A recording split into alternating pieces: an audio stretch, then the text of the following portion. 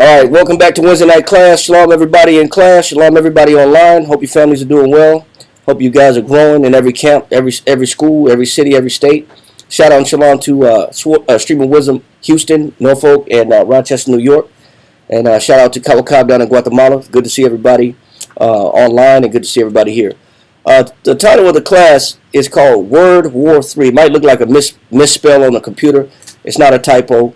But it's titled this way because this is something that from average people have a problem with down to celebrities have an issue with. And one of the main things that we have issue with is communication. One thing that we have problems with is not knowing how to talk to each other. And that causes a lot of mishaps and a lot of setbacks in households, in relationships, friendships. It causes a breakdown when we're unskilled in the ability to speak to one another. So it's not a typo, it's not an error, but it is called World War III, the domestic struggles, because there is a battle abroad, and there's also a battle in home as well, locally. All right. So one thing I like track and field. I'm a fan of track and field. I like watching track and field, and one of my favorite female athletes is Sha'Carri Richardson. The young Dallas chick that had got busted and grandma passed away and lost out on different races and Olympics, and she had a great comeback story. And but most recently she was at the airport and got arrested for beating up on her boyfriend, who was also a track star. And his name is Christian Coleman, and he's fast, and he's won gold, and he's like the 6th fastest man in history. But both of them are like world-renowned athletes. And they just started, and they just started in their relationship. They're brand new as a couple. But even them, she's on her way to a race, and she's in Oregon, and got picked up. Police picked her up, putting their hands on her boyfriend, and right at the airport. So no matter who you are, if you don't know how to talk to people, it doesn't matter what class. Doesn't matter. Fix the camera, please. It doesn't matter what class. That's good right there. It doesn't matter what class. It doesn't matter what race. It doesn't matter what age. These domestic struggles and opposition and problems can affect anybody, especially if you're not sure how to speak. Now, give me the definition of engagement. Because we meet somebody and we're happy about it, and we say, I'm celebrating the fact that I'm engaged with somebody. But this definition of engagement carries a variety of meanings. Give me engaged. Give me the second definition. Engagement. Or engaged, either one. Engagement is better. Engagement, 1828, Webster Dictionary. Point number 2. Yeah. Obligation. So when you're in an engagement, you have a what? Obligation. Man, you have an obligation towards this person. You're saying, I'm obligated to love this person. I'm obligated to sacrifice and give myself for this person. I'm obligated to be involved with this person. It's not just it's bigger than just a like. I have a duty, a responsibility. He said an obligation. Read on. By agreement. It says we agree. We agree to be together, and we're going to make this thing work. Read. Or contract. Or by a contract. Go ahead. Men are often more ready. Stop. I like what he's saying, but it's kind of like it ain't just men, but I guess it is when you look at a social statistic. He says men are more ready for what? To make engagements. It says men are more ready to seize an engagement, to classify, hey man, this is mine, man. This woman's mine. This one belongs to me. This is my woman. This is I'm gonna lock this one down. Men are more likely to talk this way and say, I'm gonna lock this down. This is gonna be mine. Say I'm gonna take off the market. Take out to sea, whatever. Put in my boat, whatever. Men more likely say, hey, this one belongs to me. Read. Then to fulfill them But when it comes to fulfilling the engagement, which is taking the final steps of consummation and marriage and responsibility, they get cold feet. So there is an engagement where men are happy to pull a woman off the market, but that's about it. And then it stops. And then the obligation stops. And then the concern stops. And then the commitment stops. But he's saying this is the definition of engagement. So that's one type of engagement where a man will say, hey, this mine belongs to me. We're going to build something together. And that's it. It's more words than it is action. But could there be a reason behind it? But before we explore that, let's get the second form of engagement. Get definition number 4. Engagement. Point number 4. Occupation. It says people can be in a relationship, and it can be an occupation. Occupation is like a duty. It's like my job. It's my duty to do what?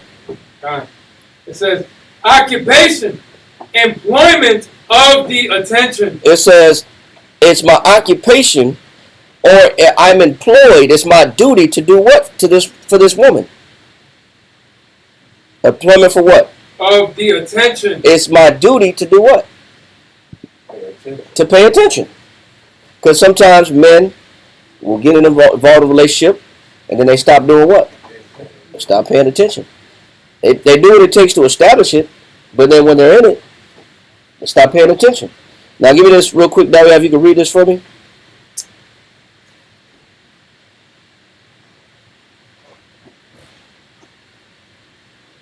Hold on, that's not the one. No, I want you to read this for me real quick.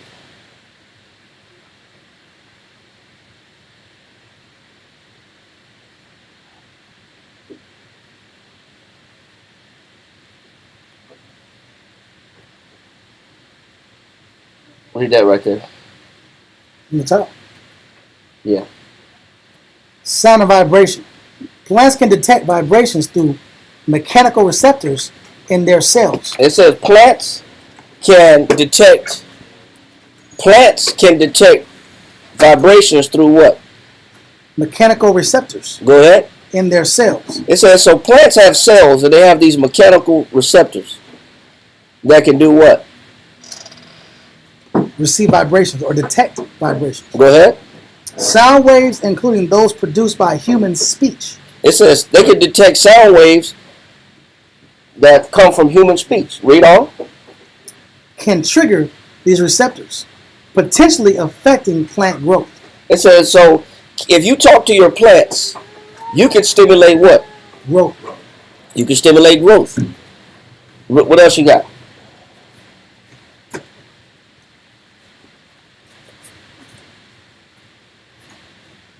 Right here. It says talking to plants may lead to better care. It says when you talk to your plants, anybody got plants? Anybody plant seeds, gardens? Mm-hmm. Now they say scientifically it's like a 50-50 toss up if this is true or not. Where if you talk to your plants, you make them grow. They say scientists say we really haven't discovered the science behind it, saying that it's 100% fact that if you talk to your plants, they're going to grow. Yeah. But even if it's not true, so to speak, where the evidence says if I talk to these plants, they're going to grow, he says what? Read it one more time. It says talking to plants may lead to better care. It says it can lead to, talking to plants can lead to better care. Read on. As people who talk to their plants tend to pay more attention. Stop. It says people that talk to their plants do what? Tend to pay more attention. So if you communicate with your plants, even if you're not you talking to your plants is not scientifically proven to make them grow, you're still more likely to do what? No. Pay more attention. Pay more attention to the plant. So even by talking to the plant, you're still giving it your what? Attention. You're still giving it your attention. But we understand this in herbology, in plant life, farming, crops, that if I'm talking to it, I'm likely more to pay attention to it. But in a relationship, what do people stop doing? Stop talking. They stop talking because I stopped paying what? Attention. I stopped paying attention. I'm no longer paying attention. That's why I'm not really communicating anymore. Read on in that. Plants tend to pay more attention to their needs, like watering. So I'm paying more attention to their needs. So if I'm talking to my plants, I'm more likely to water my plants. What else? Sunlight. I'm more likely to put the plants in areas where they can get more light. What else? And fertilization. And if I'm talking to my plants, I'm more likely to find out what my plant needs. Yeah. I can find out, hey man, what is my plant missing? You know, is my plant missing some milk, some coffee beans, coffee grounds, some bone powder, eggshells? What is my plant missing? These are fertilizers, some worms, whatever. But you get fish, but you're looking at the needs of it. It says, so people that talk to their plants, they tend to pay more attention and nurture the development of the plant. But we can understand this in horticulture, but we don't understand this in relationships. We don't apply this same system in relationships. It just becomes a duty, a responsibility, an obligation. Let me make sure this is cutting on and off. Get that fourth definition, Karai, one more time. All right, engagement, 1828, West Dictionary, point number 4. Occupation, employment of the attention. So you could be engaged in a relationship or friendship, and you could have the guy that's saying, hey man, let's make this thing work, but he gets cold feet. Or you can have the type of engagement where this person gives you their attention, and they're obligated and they take on the responsibility like a duty. That would be, I guess, a good form of engagement, a well-rounded engagement that has the potential to grow and manifest something positive. Now, give me the other number 6 definition of engagement, or you can have this type of engagement. Point number 6: employment in fighting. Or you could be in an engagement, but what do you do all day? Fighting. That's an engagement too. Yeah. You can have that form of engagement while you do is what? Fighting. Fighting. Read on. The conflict of armies or fleets, battle, a general action. It says there's a battle, a conflict, a struggle of power. You can have that type of engagement too. Finish that. It says appropriately the conflict of the whole armies or fleets. So it's basically conflict. That's also considered an engagement. You know, so you can have the first type of engagement where somebody is excited about, making the most of the situation, and then they start to back out. Or you can have the situation where somebody takes it as their obligation to give you their attention to nurture growth and development. Or you can have the engagement where all you do is struggle and fight all day and throw jabs at each other. Those are all forms of engagement. But we want to nurture the best form of engagement. So in order to do that, we got to recognize some things. Let's go to Ecclesiastes chapter 36 and read verse 18. Ecclesiastes chapter 36 and verse 18. A couple back and forth. Go ahead. The belly devoureth all meat. It says the belly do what? Devoureth all meat. The belly is designed to digest whatever type of meat, fish, chicken, eggs, whatever you got, whatever meat, steak, ribs. It said the belly is created to digest all meats. Read on. Yet is one meat better than another. It said, but not all meat is the same. If ground chuck or ground roast is not filet mignon. No. It is not filet mignon. It's not a T-bone. The New York in a T-bone steak, you got two sides of a T-bone steak. You got the New York strip, which is juicy on one side, and then you got the smaller piece of the T-bone. That's the filet mignon. That's the most sensual, delicate, juicy, rich part of the steak of the cow. So, but not every meat tastes the same. But what he's showing you is that although the body can digest meat, not all meats are equal. But what he's referencing to is not all people are equal. Not all men are equal.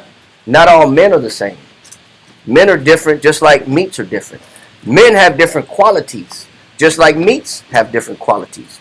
Men have different flavors and tastes just like meats have different flavors and tastes. So he's saying that although the body can digest all types of meats, they're not all the same. He's referring to men. mankind. That's verse 18, right? Come, Read on. verse 19. As the palate tasted, Stop. Get the definition of palate. He says, as the palate tasted. So the palate has a job. The palate has a job to separate qualities, to distinguish qualities, and set it as a separation of what is it that I'm tasting. He says, as the palate does what? tasted, So what is the definition of a palate? Palate, 1828 Webster Dictionary. It says, the crown of the head, skeleton. That's what I got. Okay, well, I got the palate is made to taste sweet, sour, bitter, salty, or umami. Umami is savory, like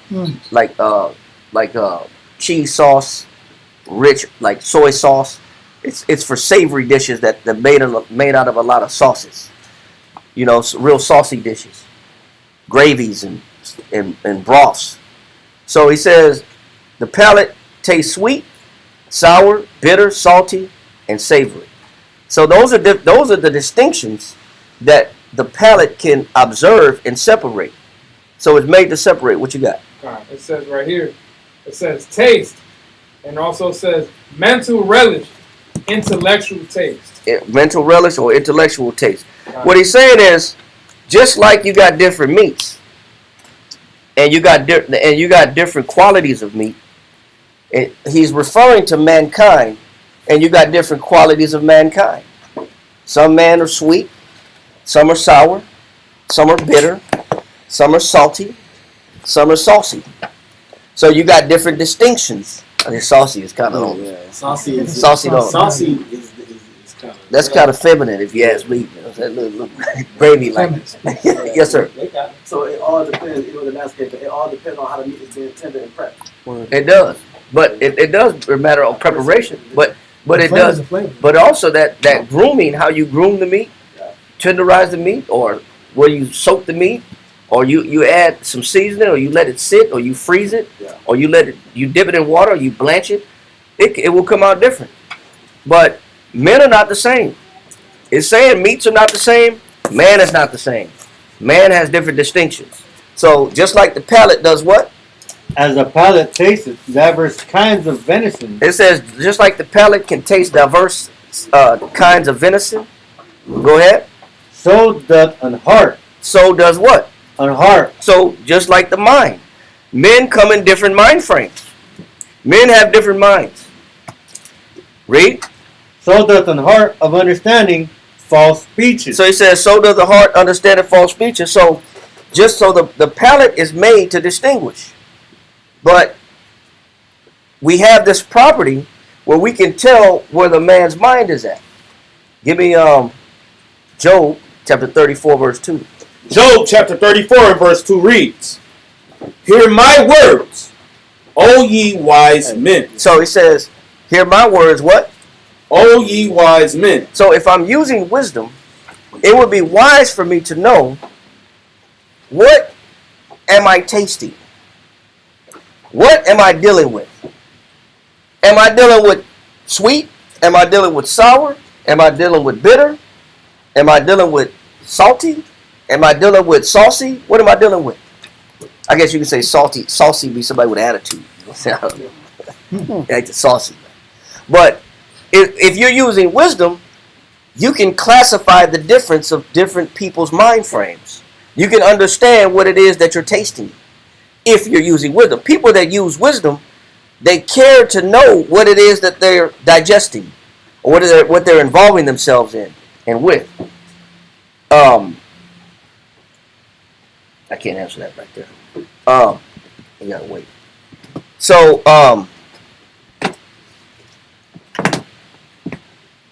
read that again. Come.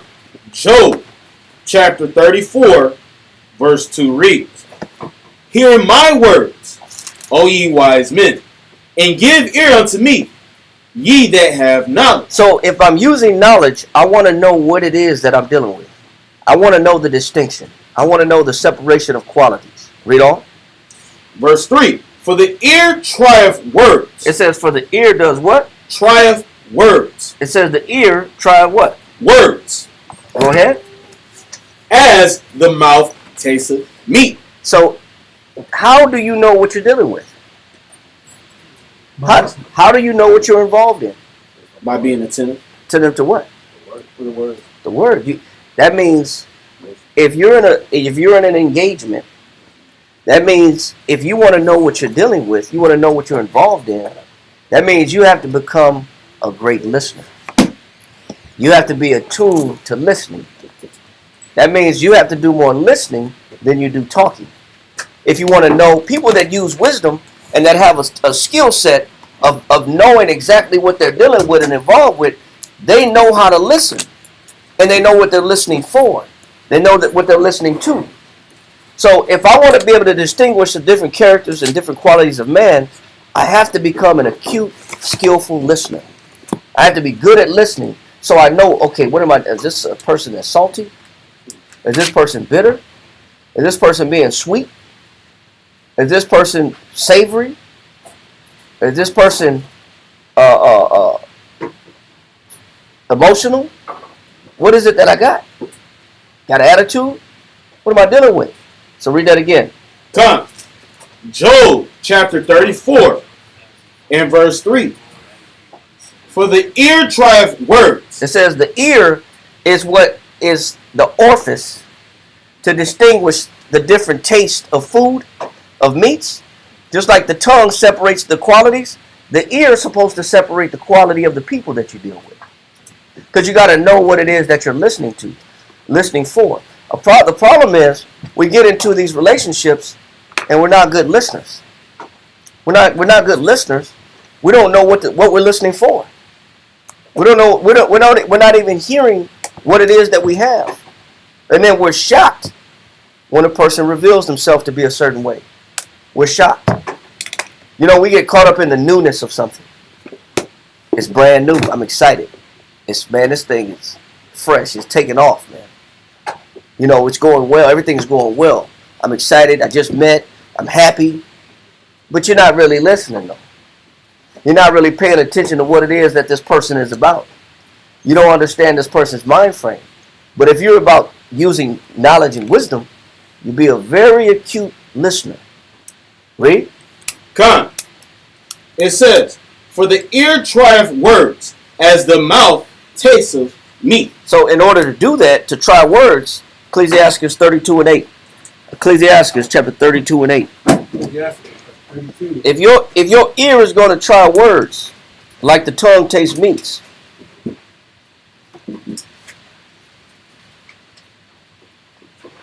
Ecclesiastes chapter 32, verse 8. There it is. Read that.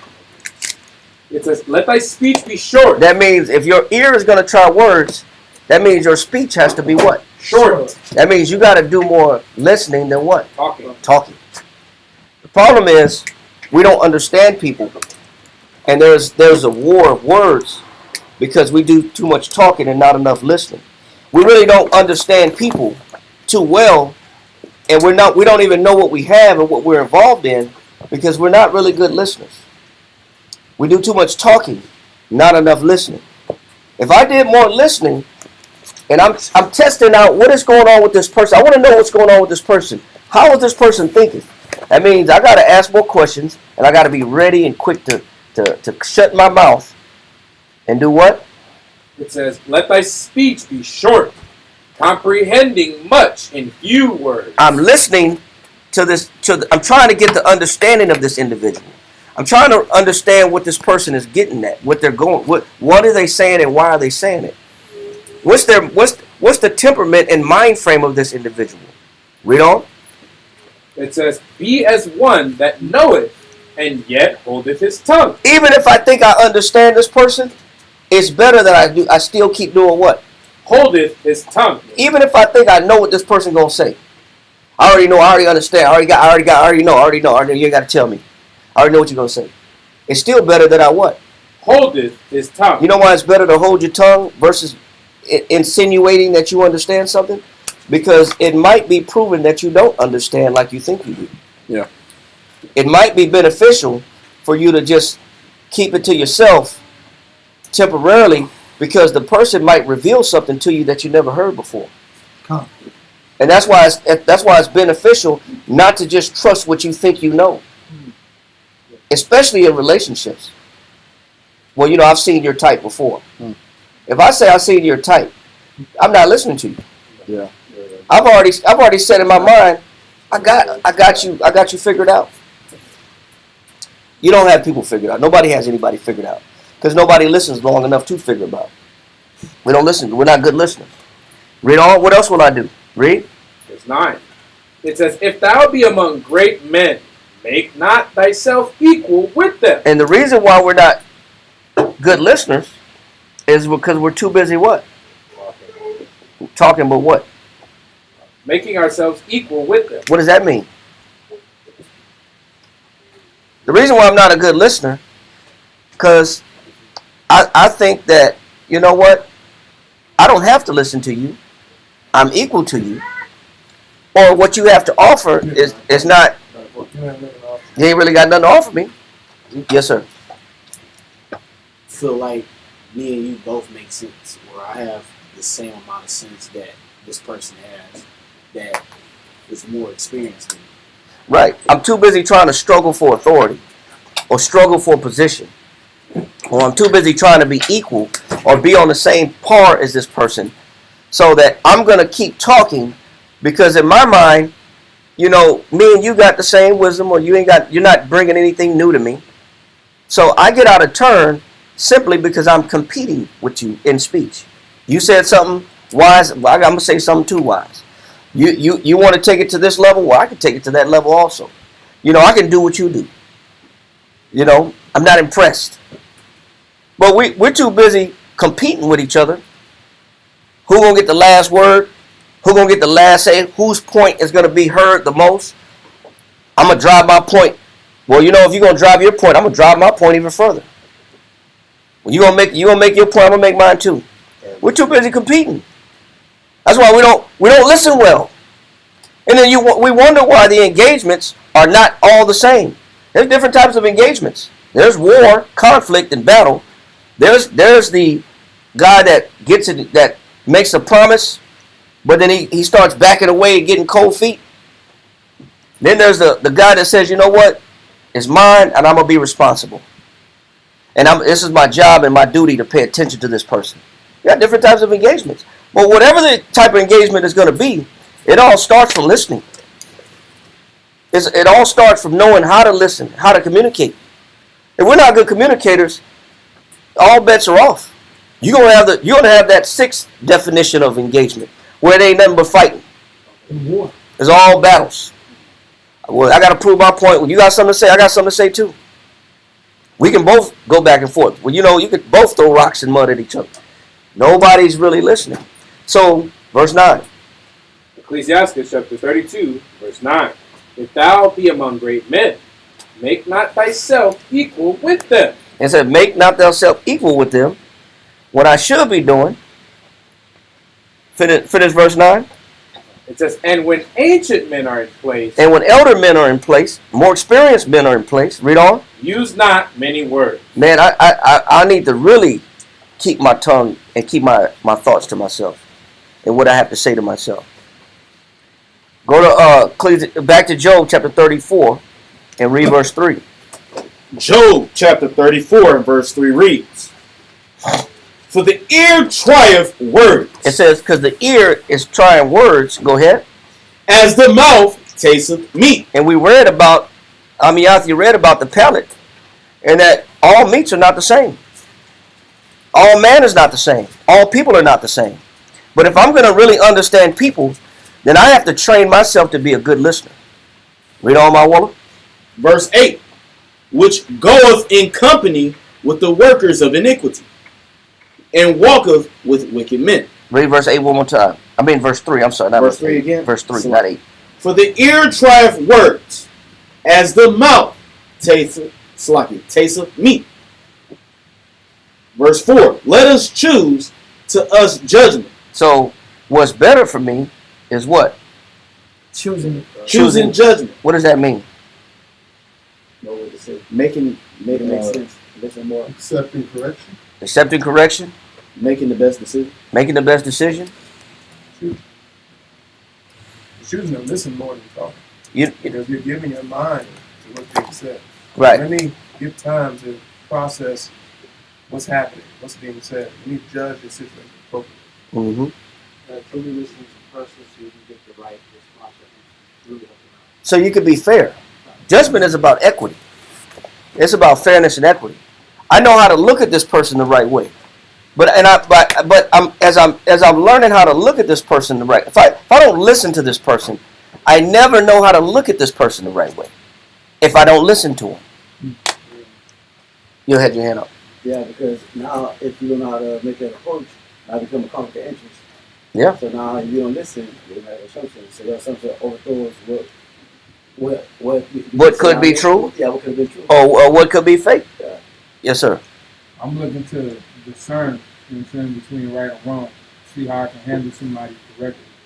You know what I'm saying? So that way I can avoid to deal with somebody incorrectly. I'm looking for Right. the right judgment. Right, but having that right judgment is I know how to look at this person. Yeah. I know how to treat this person.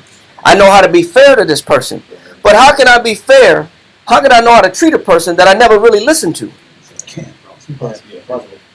You don't have a bias or impartial perspective about that particular person when you're talking to them. All these things are right. But it all starts from what? Listening. And this is a major issue amongst our people. Our people don't know how to listen too well. And if you're in an engagement or in a relationship and you haven't mastered the art of listening and understanding the person and providing adequate judgment, you don't know how to treat them. You won't know how to treat them because you never heard them out, because you never understood them. So read that one more time, my Waller. Come. Job chapter 34, verse 3 reads, "For the ear trieth words, as the mouth tasteth meat. Let us choose to us judgment." It says, let us choose what? To us judgment. Read on. Let us know among ourselves what is good. So now, as I'm talking to this person, now because I made myself a listener, now I know the good behind what they're bringing to the table. I know the good in what they're saying. I can pick apart the good in what they're saying. I can see the good in the person because I listened to the person. Now I can see the good in them. You never see the good in the person you don't listen to. If you do the majority of the talking and not more of the listening, you won't know what's good about the person. You'll just keep your assumptions and you'll keep your prejudged notions of how everybody is in your mind. I already know your type. I already know how you are. I already seen people like you before. Been there, done that. Been there, done that. All these cliche things that we say that, that we're wrong in, because truthfully, we don't listen good enough to understand people. We don't even listen to people good enough to see what's good in them or good about them. We don't listen for the good in people. But we engage. we engage though. That we do. I don't know you, but We do engage, but we don't engage appropriately. And for that reason, you have variations of engagements. You have things that start off right, then all of a sudden it gets stale. Yeah. Relationship gets real stale. People start backing out. Obviously, what's going on? This the competition. It could be competition. Could be to think I know already. I already know your problem. I already know your problem. I don't know that person's problem. Like you just know you're just this supreme scientist, and you just know this person's problem. I already know your problem. You know. Ask me that doctor. Yeah, the one with the helmet on. Yeah. Or I could read with a Magneto. Not that Magneto's the other one. You talking about Xavier. Xavier? Yeah, There's no evidence. yeah. He just knows. Or I could read between the lines. Yeah. I could read between the lines. I can see the big picture. I can see where you're getting at. Man, I tell you, we think we understand so much that we classify people and categorize people falsely because we don't know what we're tasting. We don't know if we're tasting sweet, sugar. It could be sucralose. It could be aspartame. It could be fake sugar. You don't know. You can't distinguish unless you listen better. You might think that this person's the one, because it sounds sweet. Ecclesiastes 36:19. Somebody had it before. No, you read 30? You want to get? Yeah. Whoever read first. Who was the first Yeah, reader? it was Yawab. I'm here. Amiyati, read verse 19. Ecclesiastes 36 and 19.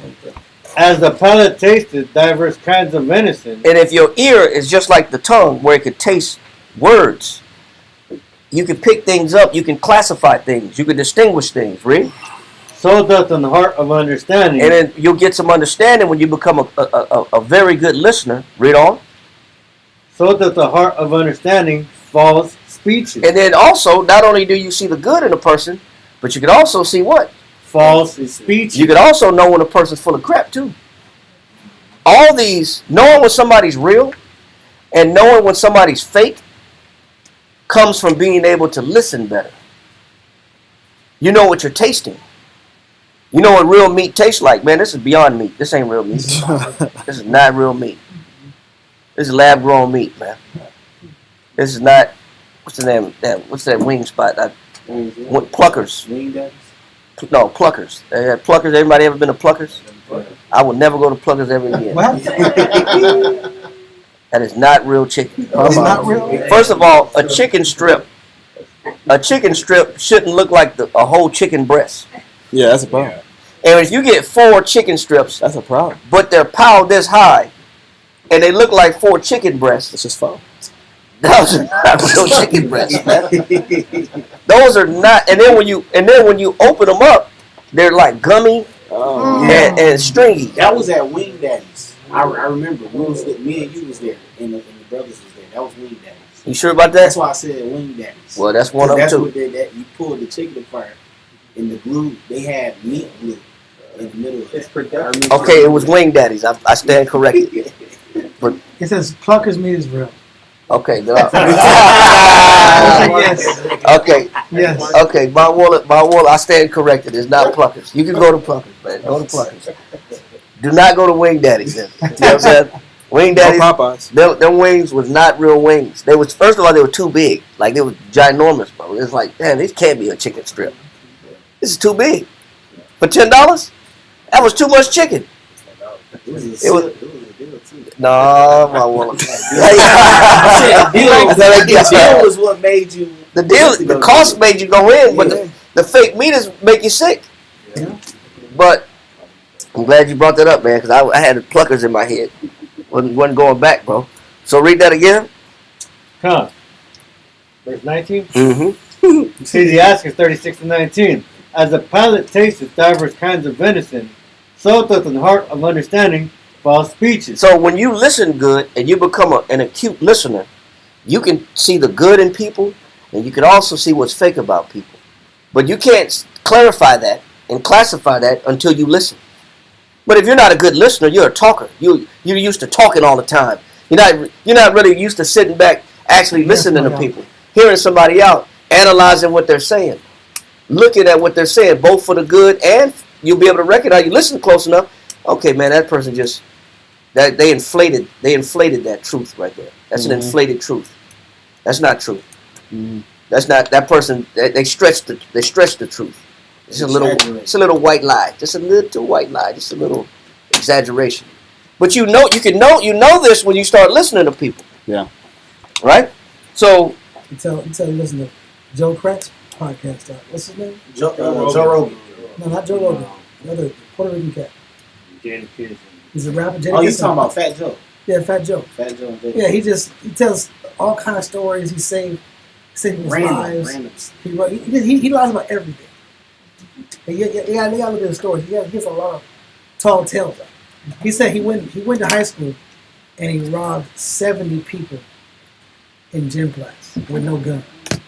And the whole gym class gave him like the jewelry and all their clothes out. And they even helped him walk out with the clothes out. And then people start online reanimating what he said, like they did their own version of it. And they robbed a whole gym full of people. It just looks stupid. Like it's not even real. that's too much, bro. 70 people got robbed. But he tells crazy stories like he was him against 100 people, Yeah, and he had like a box cutter. yeah. That's Yeah. Against 100. He came through 100 deep. 100 deep. Yeah. No. Noriega came through, saved him. Yeah, Noriega Noriega saved him. From Nazis out here. Yeah, he had 100 Nazis in Europe. First fat joke. It's some crazy story makers. Yeah, but you'll know when people are being honest and truthful and fabricating things when you listen long enough. You listen close enough. You can see people. People start revealing themselves. You start to understand people a lot better when you pay attention to them. But we get involved in these relationships. We didn't master listening first. Then you're surprised at what you get. You're in shock. Like, man, I can't believe I involved myself with this individual. Well, you didn't listen. You know what you had. It says, same with false speeches. You know when something don't taste right. Ecclesiastes 5:13. If you listen, you can tell when something don't sound right.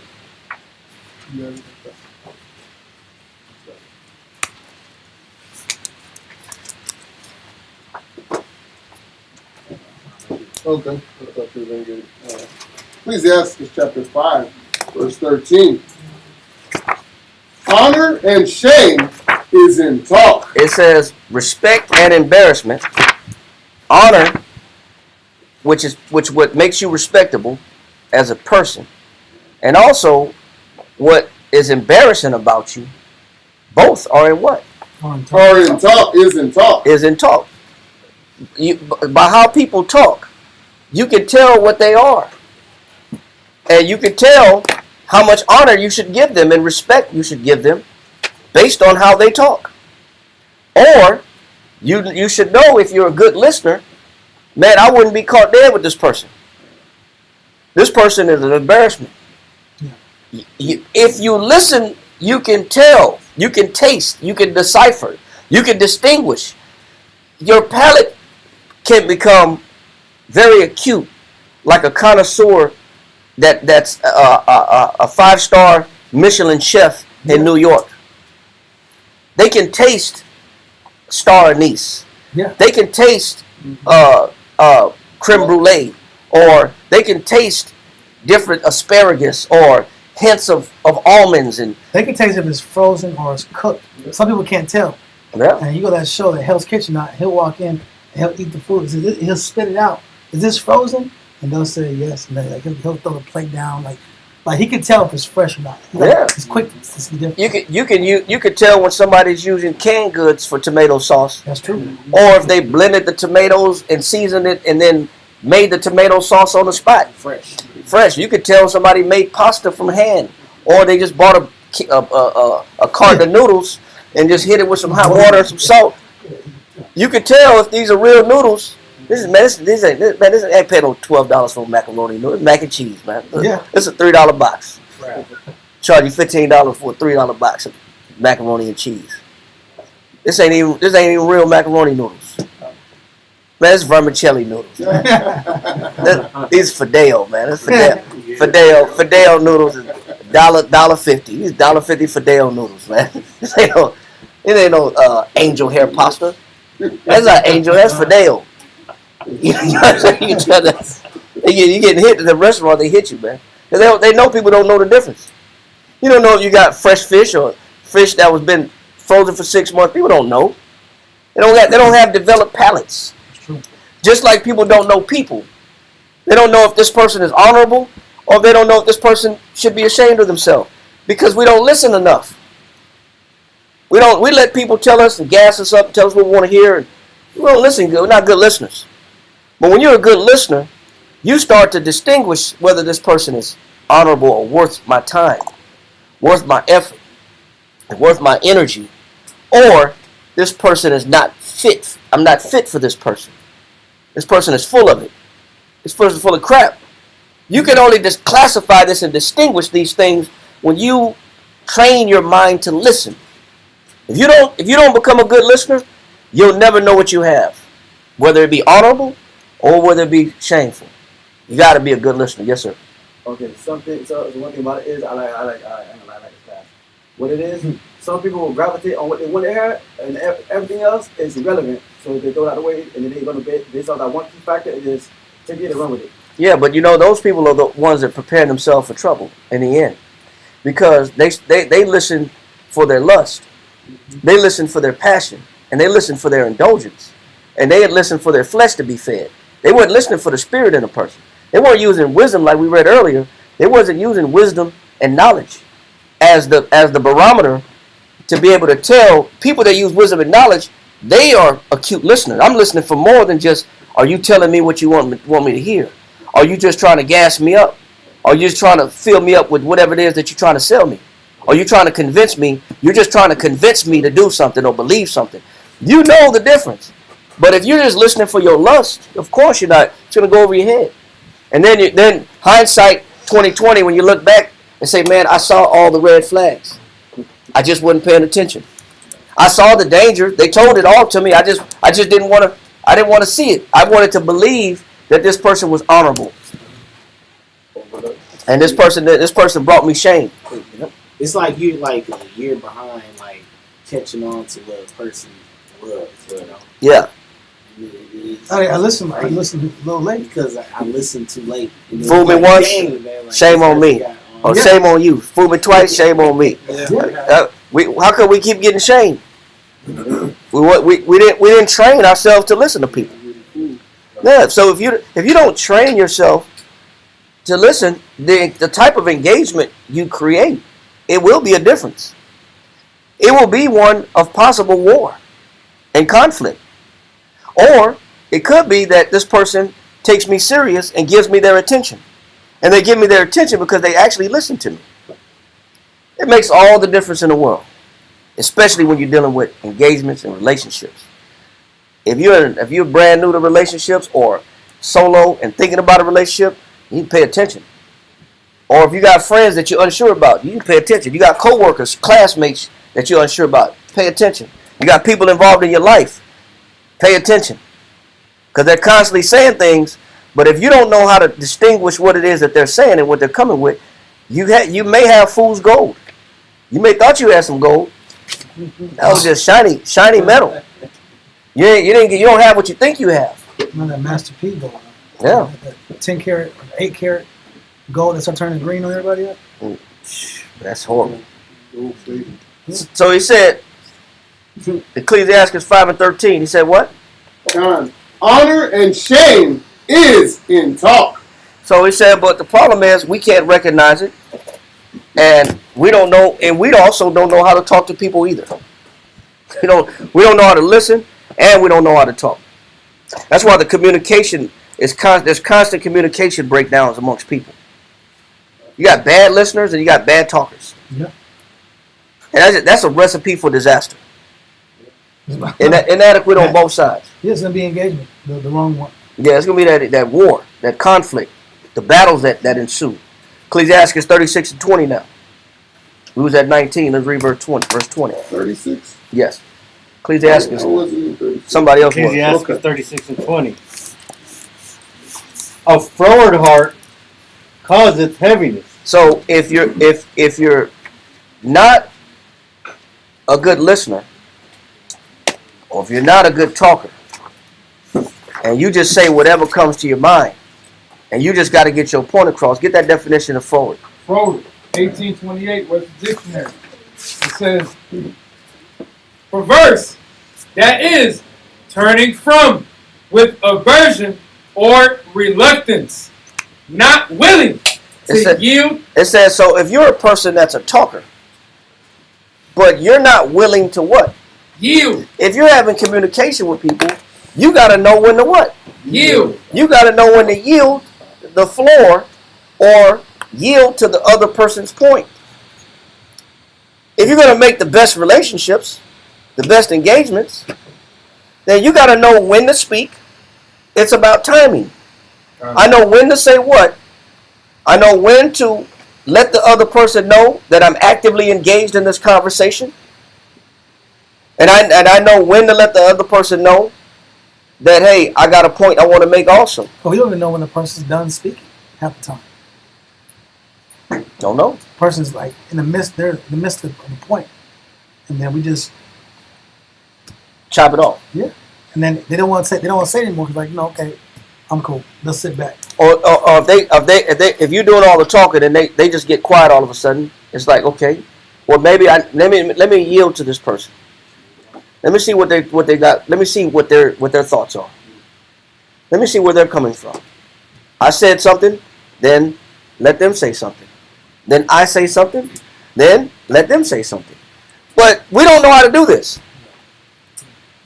I just gotta let me tell you what I'm thinking. Let me tell you my point. Let me get my point out. Like damn, it's a one-sided conversation. Yeah. Yes, sir. It's a lack of self-control with no we're too emotionally invested to making our own point. Yeah.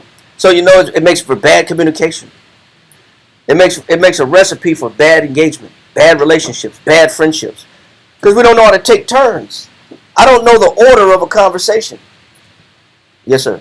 Or when you trying to like go to a person and try to solve issues with this particular person that you have a problem with, and you try to get your point across, and they keep cutting you off in conversation, you're not gonna never understand why this person has an issue with you in the first place. You'll never find out. Person off consistently in talk. You never find out what's wrong. You never find out what's wrong, and then the surprise will be on you. You'll be shocked when you come in and ain't nothing in the house. Yep. Or the bank account is empty. Yeah. Well, yes, sir. Because it like you, with the person, got to proceed with caution. You got to be mindful about the next person with it. It's like driving a car. Okay, it might be aggressive driver, like an 18-wheeler. Now there's air brakes. The person might have a bad day, irritated. So now it's going to be a rough stop. So now you got to proceed with caution. Like, okay, it should be the time to approach to either try to talk, or you sort of prepare for what's about to come, or the person was not just willing, like you said, you need the benefit of the doubt. So them got to still proceed with caution At all times. But if I'm proceeding with caution, that means that I know the order of operations. Yeah. When is it appropriate for me to speak? When is it appropriate for me to listen and give the person the floor? That shalom family online, shalom everybody online. Zion, shit, good to see you, bro. So it is good to know when to leave space for the person to speak their mind, so that it's not one-sided. So that it's not like, okay, I didn't get a full understanding of what this person's point was. I didn't really understand fully what they were getting at.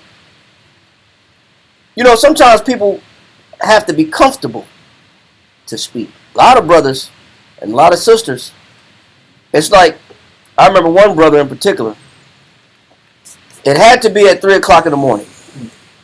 Like, you could work with the brother all day, and you about to lay it down. Ample time to talk. And you're just like, man, we had a long day, but we was banging it out today, man. We was working hard today. It'd be like 2:30. Yeah. And you'd head nodding. And then, as soon as that clock strike 3, a brother say, she left me hanging. It's like, okay. It's a conversation. Do we really want to talk about this? Because if you open that door up, You ain't going to sleep. you ain't going to sleep. No. So you have to make a decision. You have to say, listen, man, I don't know what happened, but let's pick this up tomorrow morning. Or you can say what happened. And when you say what happened, then you're preparing yourself for the long haul. Yeah. And then the person says, it was when I was 16. And it's like, It's back in the day. we're gonna come in. We going back in the day. We're gonna back in the gap. We're gonna go from 16 through like not middle school, but like freshman, sophomore year, maybe junior year. We're gonna go all the way up to now. Yeah. And we're gonna start at 16, and it's 3 o'clock in the morning. Yep. But when you understand people don't speak when you want them to speak. No. People don't come clean when you want them to listen or hear or whatever. You have to be available, and you have to let people come out with what it is that they have to come out with. You have to set the stage for them so that they're comfortable enough to say what it is. And like I said, some men, like I said, When the time, brother, was like 3 o'clock in the morning, and then the floodgate opens up, and it's like all these things. But he had to be with you all day. Yep. You had to work side by side together all day. You had to interact with each other all day. You had to be successful in what you were doing, and you had to gain that person's trust. Yeah.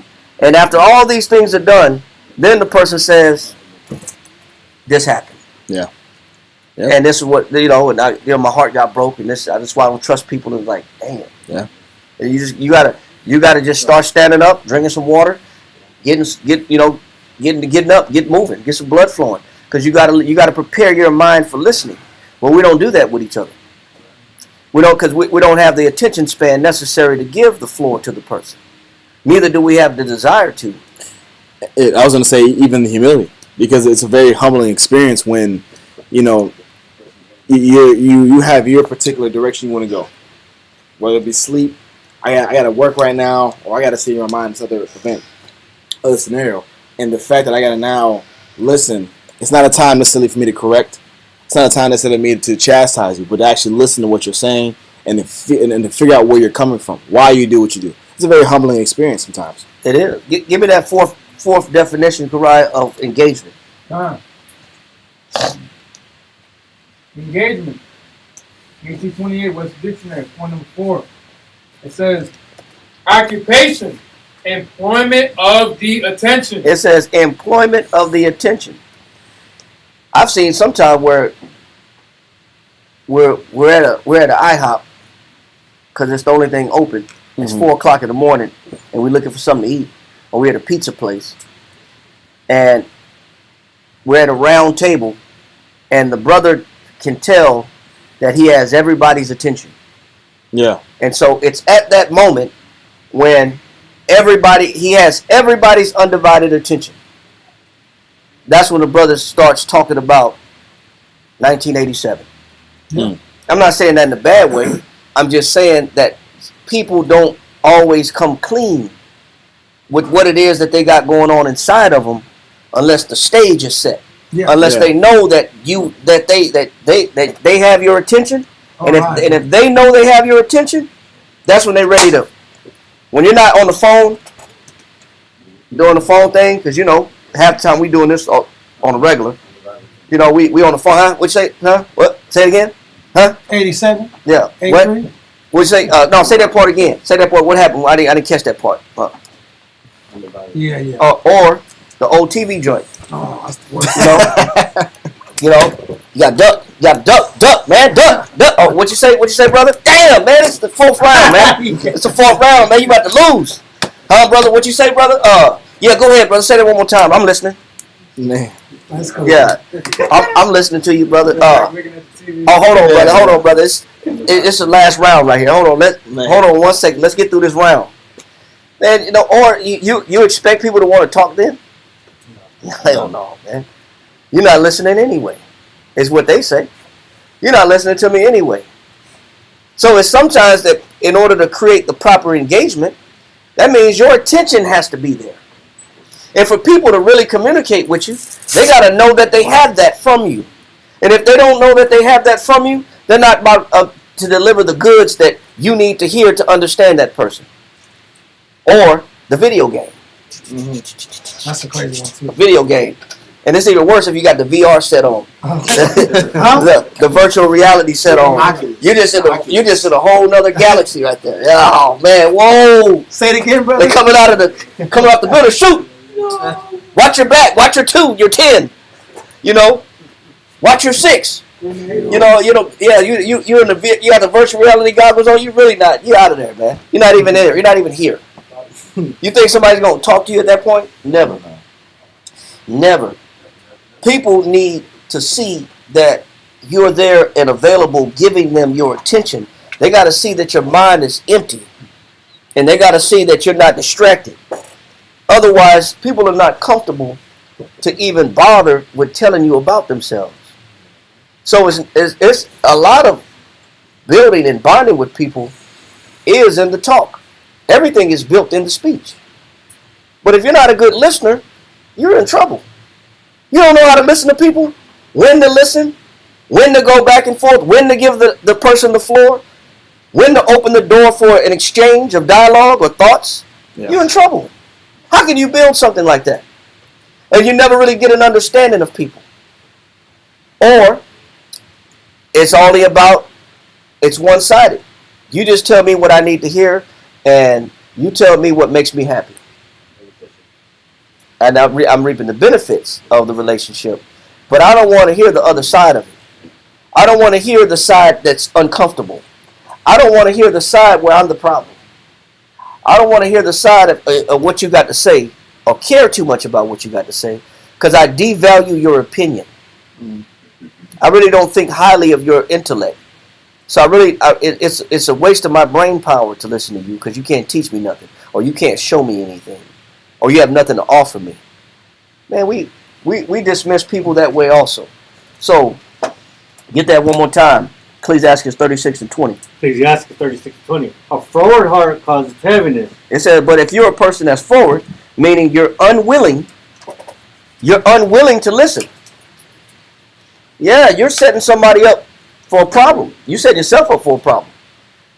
It says unwilling, or what? Unyielding. I don't know when to let the other person speak. What else you got on that definition? It says ungovernable. Or I'm uncontrollable. I'm a person that you can't control. You can't. Everything you tell me, you're just trying to control me. You may be trying to offer some wisdom to a person, but you know they're not good communicators. They're uncontrollable, unyielding, ungovernable. What else? It says refractory. Refractory. They're always blaming, flipping things around, blaming you. This man, it's all, everything is your fault. If you're a person that says everything is somebody else's fault, are you really listening to them? No. Yes, sir. Another meaning for refractory too in Spanish is difícil, which is like hard, difficult. Somebody that's really difficult. Right. Or obstinate. Yeah. Yeah. Or dominante, right? Yeah. Domineering. Dominante. How do you say it? Difícil. Dominante. But somebody that's dominante. Yeah, somebody that's difficult. Dominador. Very. Say it again. Dominador. I think it's dominante, right? Yeah. Somebody that's very Dominante. dominant, but it also has a meaning of like difficult, also hard, like a person that's hard. Domineering, yes, like domineering. What's domineering in Spanish then? Same thing. Es dominador, ¿no? Dominant, yeah, that's what I thought. It's domineering. So if you have that type of personality, then are you going to make for a good listener? No, hell no. Not making no good listener. You're not a good bridge builder. You're not going to build bridges with people. You're not going to be good at building bonds with people. A lot of our relationships are they're successful or they fail based on these abilities to either know when to talk, how to talk, or what's appropriate speech, not appropriate, when to listen, when to speak, when to take turns in the speak, when to talk, when to let this other person talk, when to get my point across, when to let them get their point across. Everything is built upon communication. Or you can be like Trump and just say, you know what, we're just gonna hit you with some stiff penalties, and we're gonna force you to pay taxes, force you to pay these different tariffs. We're gonna raise the tariffs, and you're gonna pay it. You can do that, or there's gonna be consequences. You make threats. People don't do well with threats. They don't do well with threats. So you can be the kind of person you want to be, but it may not be good for relationship building. So you got to understand people, and you have to understand yourself. And if you know what's better for yourself, then you'll start calculating. Man, I have to be a connoisseur of listening. I got to start deciphering words. I got to be better at listening to people's speech and understanding them. You have to be a curator of people's talk. I have to understand if this person's angry, if they're mad, or if they're quitting, if they're sad, I'm listening for them. I'm listening to them. I'm not just hearing what I want to hear. So we said some people have that ungovernable, unwavering, dominant, forward heart, that forward mind frame. And give me verse. Get the rest of it. Says, but a man of experience will recompense him. It said, but a man of experience knows, hey man, you know what? This is let me check this person about this, or let me know how to approach this person the right way. But in this kind of mind frame, this forward heart. Give me Proverbs chapter 12 verse 25. 12. Proverbs chapter 12 verse 25. Proverbs chapter 12, verse 25.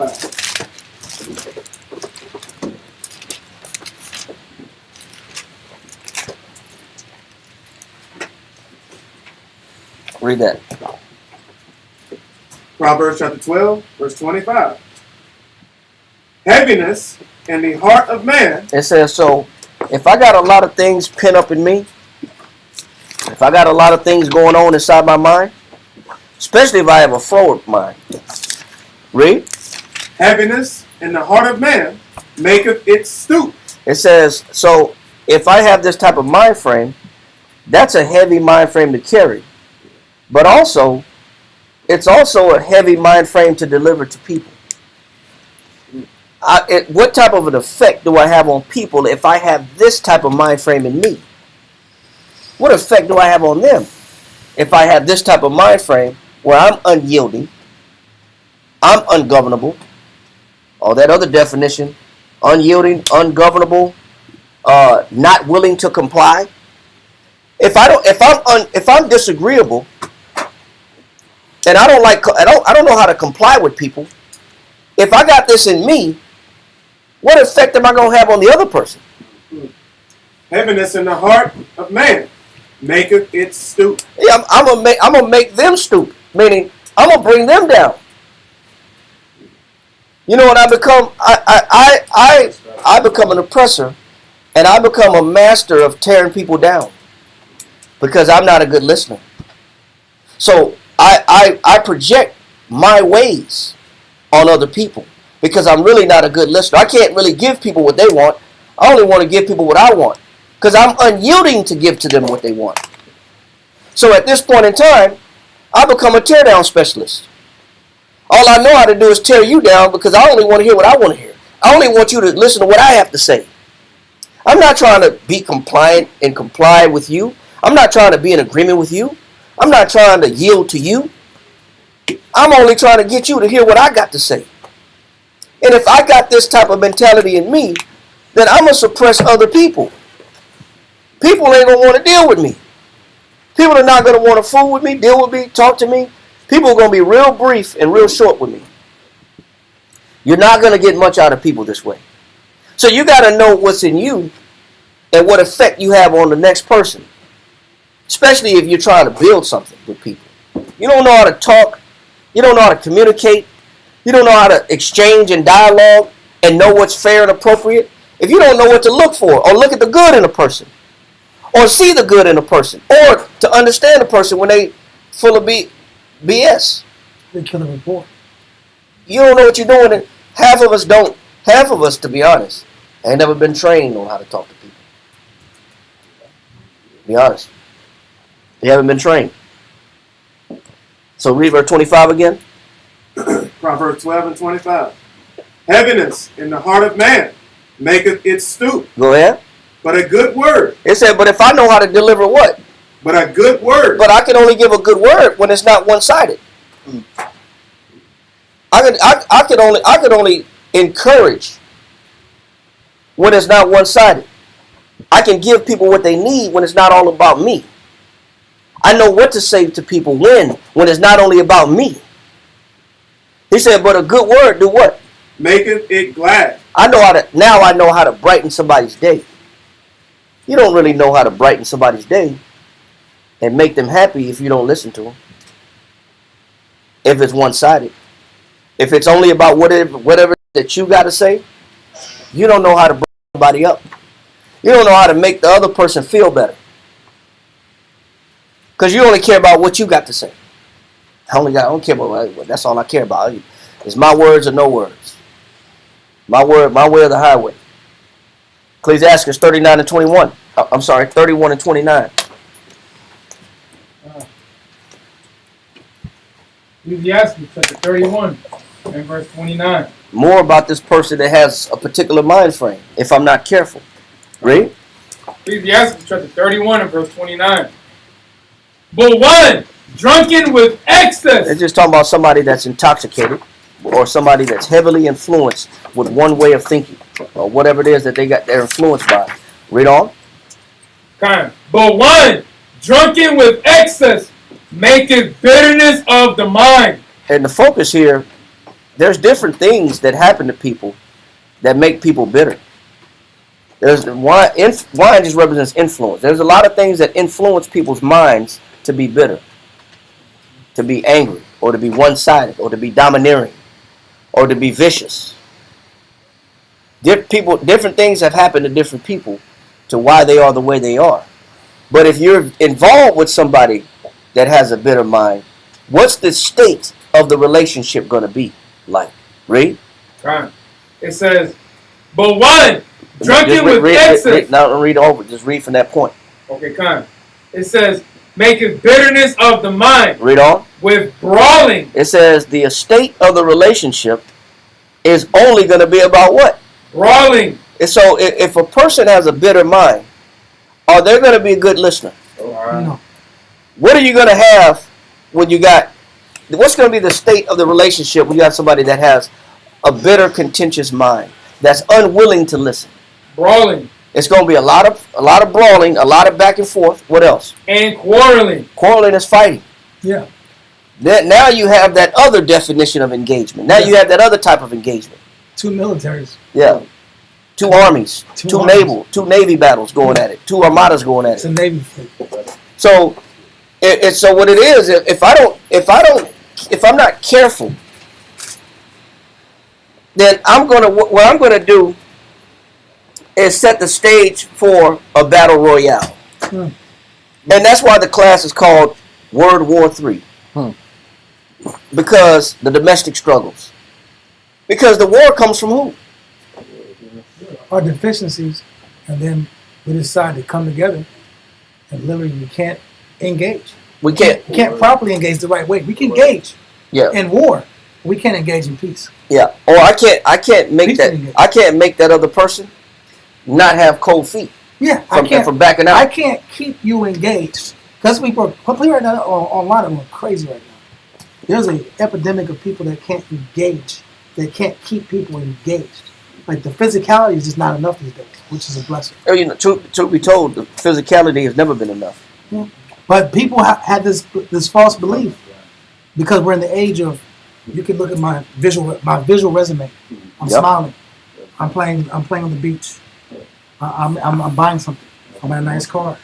I'm wearing red.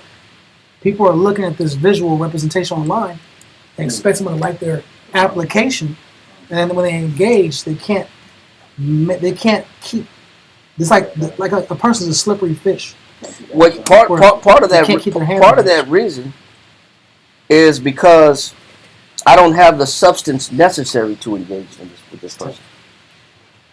I don't have enough substance in me. Because you may buy yourself some time by throwing some dollars out, throwing some money out. Because people hide behind money.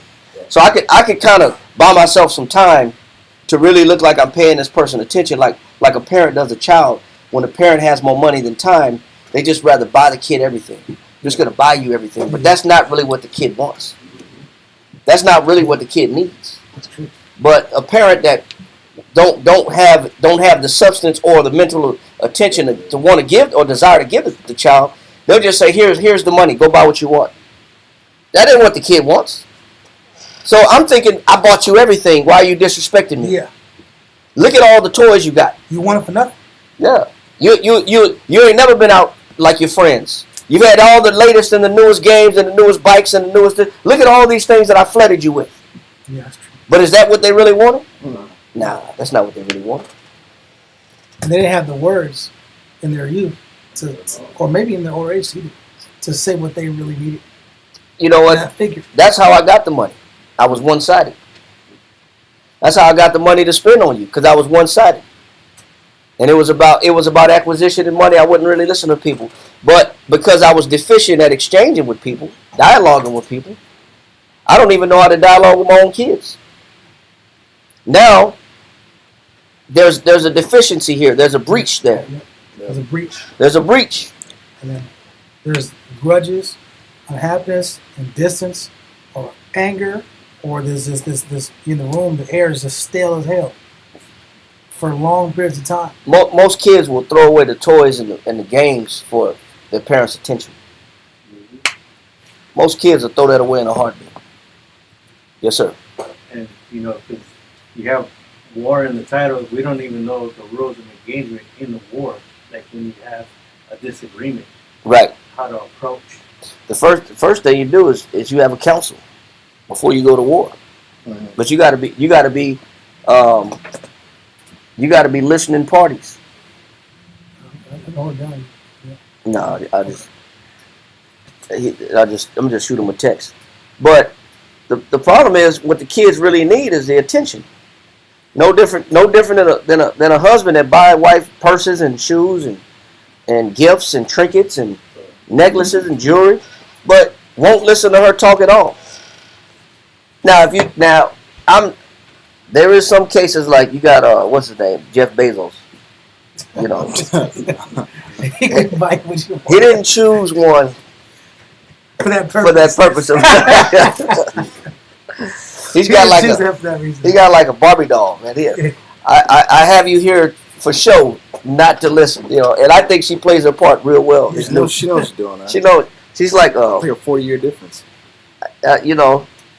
She wasn't. The relationship wasn't built on intellectual understanding and communication. It wasn't built on that. You know what I'm saying? It wasn't. She was there as a toy. Yeah. As just a toy, and that was it. But people know that too. People can feel that too. Yeah. People know when I'm here. I'm here just for your entertainment. I'm not here because you appreciate me as a person. Because when you appreciate a person for who they are and see the good in them, you're more likely to listen to them. You'll get a great understanding of that individual because they're not here just for entertainment. You'll have a better grasp at what you're dealing with. But like Dawiyah brought up, what's going on the internet? People can't hold the people's attention because they don't have the substance necessary to do so. They don't have the mind frame necessary to do so.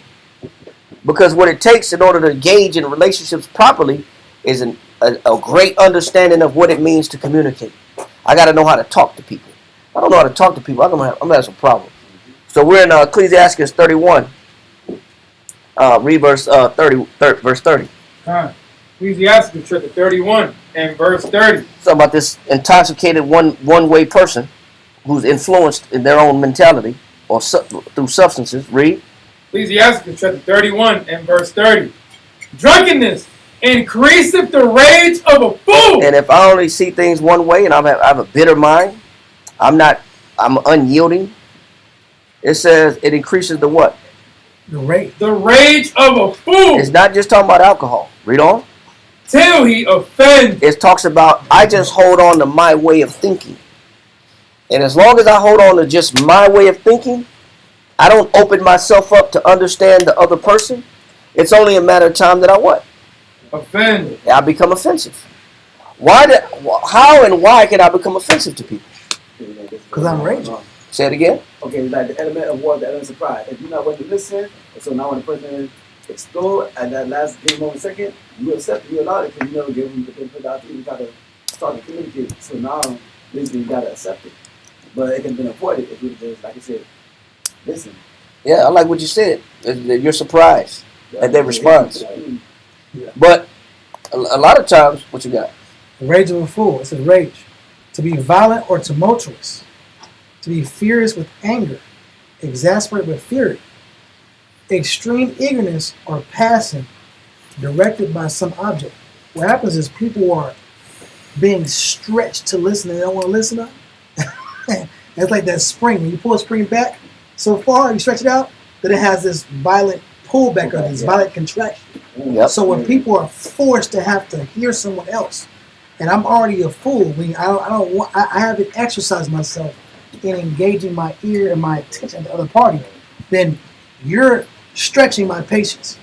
Yep. And then now I'm going to punish you for stretching my patience with extreme blow up or blowout, or I'm going to be vehement in my conversation, unnecessarily Intense. impetuous and intense, unnecessarily, because I'm being forced to hear. I'm being forced to consider. I feel like I'm being forced to give my mind to you when I don't want to do that. Or I'm just going to agree with you to disagree with you. Yeah. I'm just going to say con to everything you say, and the minute I can get out of your presence, I'm out of there. Yeah, I'm out of this. I'm gonna say con to every. I'm just gonna agree to disagree. Okay, that's okay. Yeah, I hear you. I'll repeat. I'll even repeat what you said, just so you could think that I was listening to you. But I didn't really take what you were saying in, because you got this intoxicating mentality where it's completely one-sided and you're really not listening. And it doesn't really seem like you care to listen. So I'm just going to repeat what you say and regurgitate words until you go on about your way. I'm going to parrot my way out of this conversation. Yeah. I'm going to just regurgitate and repeat. Yeah. Finish that in 31? Con. Or verse 30? Yeah, con. Ecclesiastes chapter 31 and verse 30. Drunkenness increaseth the rage of a fool till he offend. It diminisheth strength. It breaks the person that you're engaged in conversation with, but it also is no good for you either. You being one-dimensional, one-sided, is not good for you, and it's not good for the other person. It's not good for you as far as your understanding of people, to get the best out of people. It's not good for you, and it's not good for the other person. Because it's only a matter of time before you become offensive. The reason why it's only a matter of time before you become offensive, because you don't know how to listen. You don't know what to listen for. Especially, give me Proverbs chapter 12, verse 20. Give me chapter 12, verse 20. Proverbs 12 and 20. Yes, sir. Deceit is in the heart of them that imagine evil. So imagine if a person is only imagining evil. Are you going to see the good in the person that you're talking to? No. Imagine if I meditate on how I don't think this person is any good, or this person is a good person, or I think this person is full of BS, or I think this person is wasting my time, or is not worth my effort. If I got this kind of mentality, if I'm walking around with a negative mind, 90% of the day, I'm walking around with negative thoughts towards people. Do I really think I'm going to listen to them? No. But I'm consumed with negative thoughts towards people all day. Read that one more time. Proverbs 12 and 20. Deceit is in the heart of them that imagine evil, but to the counselor. It says, so I'm gonna think this person is lying to me. Everything they say is a lie. There's no need for me to listen to you because you're just lying to me anyway. That's not how you really feel. That's not how you really think. You're just lying to me. That's not how you really look at me. You don't really love me. If I got this kind of mind frame, I'm really not going to understand people.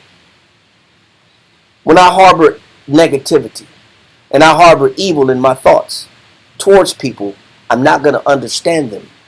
They're not going to make sense to me. I'm not going to build proper bonds and relationships. It's not going to be the right type of engagement. Because half the time I think about you when I see you, I think in negative. Yes, sir. I have a preconceived mindset of the person. And you're already creating that thought before the conversation or the engagement. Say it again. You have a preconceived mindset before you're trying to deal with somebody or communicate with somebody. You already have that frustrated in your mind before you. But that preconceived idea about that person, about the nature of this person, is no good. Yeah. That's a problem. Yeah. If I think this person ain't no good, I already got that idea towards them. I already had that developed thought process towards this person. Do you really think I'm going to listen to them? No. Do you really think I'm going to do whatever it takes to win them? No. Because I see them as not worth my time. I see them as no good. Yes, sir. Proverbs 23:7, so is a man through consistency. Yeah, that's a good, If I think this way, Yeah. if I think this way about people, if I think evil towards, I meditate on evil, then the people that really I'm trying to build bonds with, those bonds will be distorted. Those relationships will be distorted and deranged. They'll usually be one-sided. It's my thoughts over everybody's thoughts. It'll be inconsistent to truth. It won't really be real truth in the relationship because I think one way and it's not factual. But I'm trying to treat this person a certain way. But I'm treating this person a certain way based off a preconceived idea that they're no good anyway. So my actions are not going to match sincerity and truth and honesty. My actions are not going to match it because my thoughts and my words don't match. You're right. I can't engage with this person properly if I don't even hear where they're coming from. But I try to create some kind of idea of like this little 8-ball of, I think this is what you mean. Yeah. Therefore, I'm going to respond to you based off of this. I'm going to respond based off of misconception. What we're Yes, doing. that's what we're doing. We're responding by misconception. I misunderstand where you're coming from, and then we say, well, there must have been a miscommunication. Yeah, there must have been a break. There must have been a breakdown. No ish. That's obvious. Or there must be a misunderstanding. There must be a misunderstanding on your part. Yeah, but it's always your part though. And we have a cycle of never-ending arguments coming out. But it's always you misunderstood. Yeah, it wasn't I misunderstood. Yeah, it's you. You must understand where I'm coming from. I'm trying to tell you this, but you're responding off of misdiagnosis, or it's like a bad doctor. Yeah. Here's some medicine. Did you even hear what the person said? No, I know. You already did you hear their symptoms? Did you listen to their symptoms? I know. With the way you walk the door, I already know what kind of sickness you got. Take this pill right here. You need this pill. Did I check your blood, your urine? Nah, I listen. Did I do all that? I'm busy. I got a lot of people to take care of. Yeah. Now you're poisoning your patients. Now your patients take 2 of these and call me in the morning. Exactly. Yeah. Yeah, that's not enough, bro. The medication didn't help, or I gave you the wrong, or I gave you the wrong dosage. Yep. Because I didn't take the time to really assess what this person's I never listened to the fact that you was diabetic. Oh, I didn't know. I didn't realize that you was diabetic. I didn't hear that. I didn't ask enough questions. Yeah. So read that again. Proverbs 12:20. Mm-hmm. Deceit is in the heart of them that imagine evil. Yeah, but I'm gonna keep looking at people the wrong way. I'm gonna keep believing people are the wrong way if I'm not a good listener. He said, deceit is what? Says deceit is in the heart of them that imagine evil. It said it's all in their heart. So can they honestly give me a truthful conversation and dialogue? Is that conversation ever going to be truthful? Or is it going to be fabricated and made up? This conversation be fake. The conversation is fake because the way you look at me is fake. Or the way I look at you is fake. So therefore, the conversation is fake and phony. What do you expect? How can you really gather an understanding of a person when you've already meditated on the wrong notions about the person anyway? How can you really understand them and have a real heart-to-heart we're having a heart-to-heart conversation here? No, you're not. You're having a deceitful, imagining evil conversation on how you feel this person is phony or this person is not worth your time. Read on.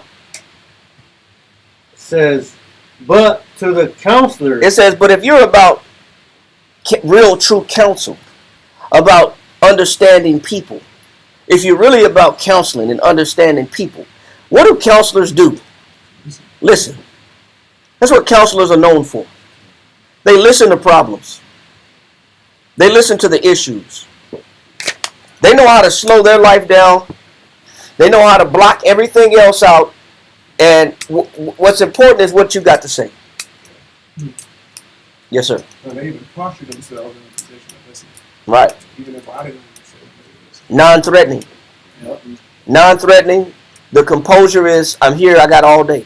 We ain't going nowhere. Yes, sir. Another thing as a counselor, what they do is they'll put you in the most comfortable.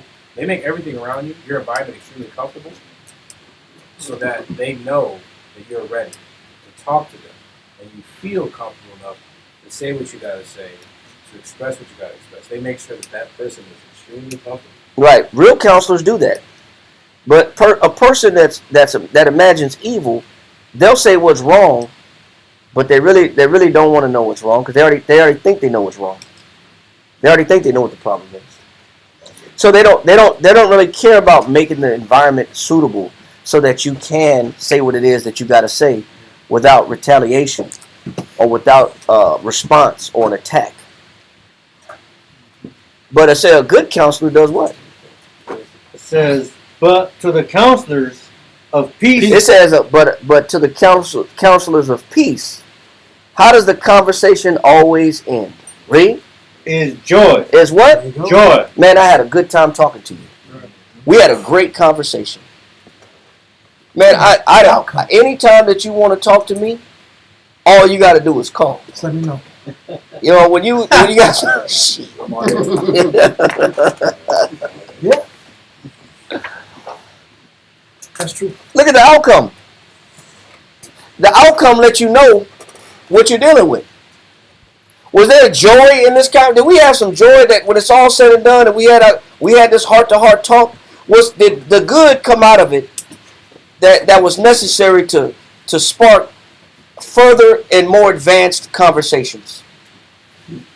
Did this stimulate a development and a desire to want to do more and talk more and go even further and figure more things out and iron out whatever issues there are? It was, look, but that's not the end result. And that's how you know that the counselor wasn't coming with the counsel of peace. It wasn't about the peace. It was about the bitterness. I got to let loose about how I feel about you. I'm just letting loose what's on my heart. I'm imagining evil and I'm just dishing it on you. So I'm dishing the evil out on you. Well, if you're only about dialoguing with people and dishing out the evil on the person, you're never going to establish peace with the person, and you damn sure ain't going to get no joy out of it. It ain't going to be joyful for sure for the other person. There won't be no engagement. There won't be no engagement. No, there'll be engagement, but there'll be that conflict. Yeah. I'm setting the stage for war. It won't be the proper. It won't be the proper engagement. So what he's saying is you got to come in a certain mind frame when you go to conversation with people. You gotta remove what's no good about the way you think about people. You got to empty your negative tank, your evil tank, or that evil misconception, or that falsified lies that we tell ourselves that a person is phony and fake and ain't worth my time, or whatever it is the hell that we tell ourselves about people. Why we don't listen to them enough. And this is why people don't bother telling us what the truth is. Because every time there's dialogue, ain't no joy comes out of it. Because it really wasn't about establishing peace. It was just about you letting out your evil on me. I'm just a pincushion. I'm just here as a garbage disposal just to suck up all the trash that comes out of you. I'm just supposed to listen to all your trash that come out your mouth. You've designated me to be the garbage bin. And I got to hear your filth. And I just got to sit here and listen. And then after you say what you got to say, we're supposed to have a relationship now? We're supposed to be friends now? Oh, I should want to spend more time with you now? Yeah, right. You got it all wrong. You got to know what's going on in your mind when you approach people for conversation. You got to empty out whatever it is that you got going on in your, between your two eyes. And then come in clean. You got to come in and clean and say, okay, let me just remove this. I'm not going to pretend I know. Let me empty myself out. Now let's have this conversation. Me with my empty mind. Forget what it is that I thought about you or what happened before between us. Or, I ain't going to forget. I forgive, but I don't forget. I'm not coming in like that. I remember what you did. But go ahead and keep talking though. Go ahead. Say what you got to say. But I remember. I ain't no fool now. But I ain't forgot. But go ahead and say what you got to say. Man, people ain't gonna talk like that. They're not talking to you. Yes, sir. A person that's not fully persuaded in the growth of his listening or helping others. And when they get in that situation where they're not really persuaded, they'll come off fake, trying to be helpful or be this counselor, and they're really not in it to win it. Yeah, You could tell it. You know it's not real counsel. Right, You know it's not genuine counsel. right. Because it was one way. And after the conversation, where's the joy? Where's the fact that we now have a better understanding of each other? We're more compatible now than when we was before prior to the conversation. We're more like-minded and we're on one accord now. We have an understanding of each other. We're more unified now than we ever was because now we can have these kind of conversations. You know, joy. Going back to the palate of the heart. Yes. But you know, but that's why it's important to know man but you got to be able to decipher the man. There's different qualities of man. All men are not the same. All men are not equal. Some members, so the palate can differentiate different substances. Right. Some men are salty. Some men are sweet. Some men are bitter. But if you don't listen good enough, you don't know what you got. You don't know what's going Same with women. Right. Like Sour Patch Kid. Yeah. It's sweet and sour. Yeah. So, give me verse 22.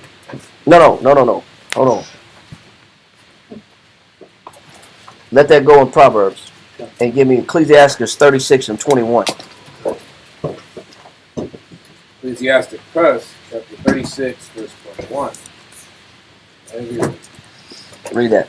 Ecclesiastes chapter 36, verse 21. A woman will receive every man. Do y'all not watch Pop the Balloon or that little show that 20v1. 20v1? It's always women available.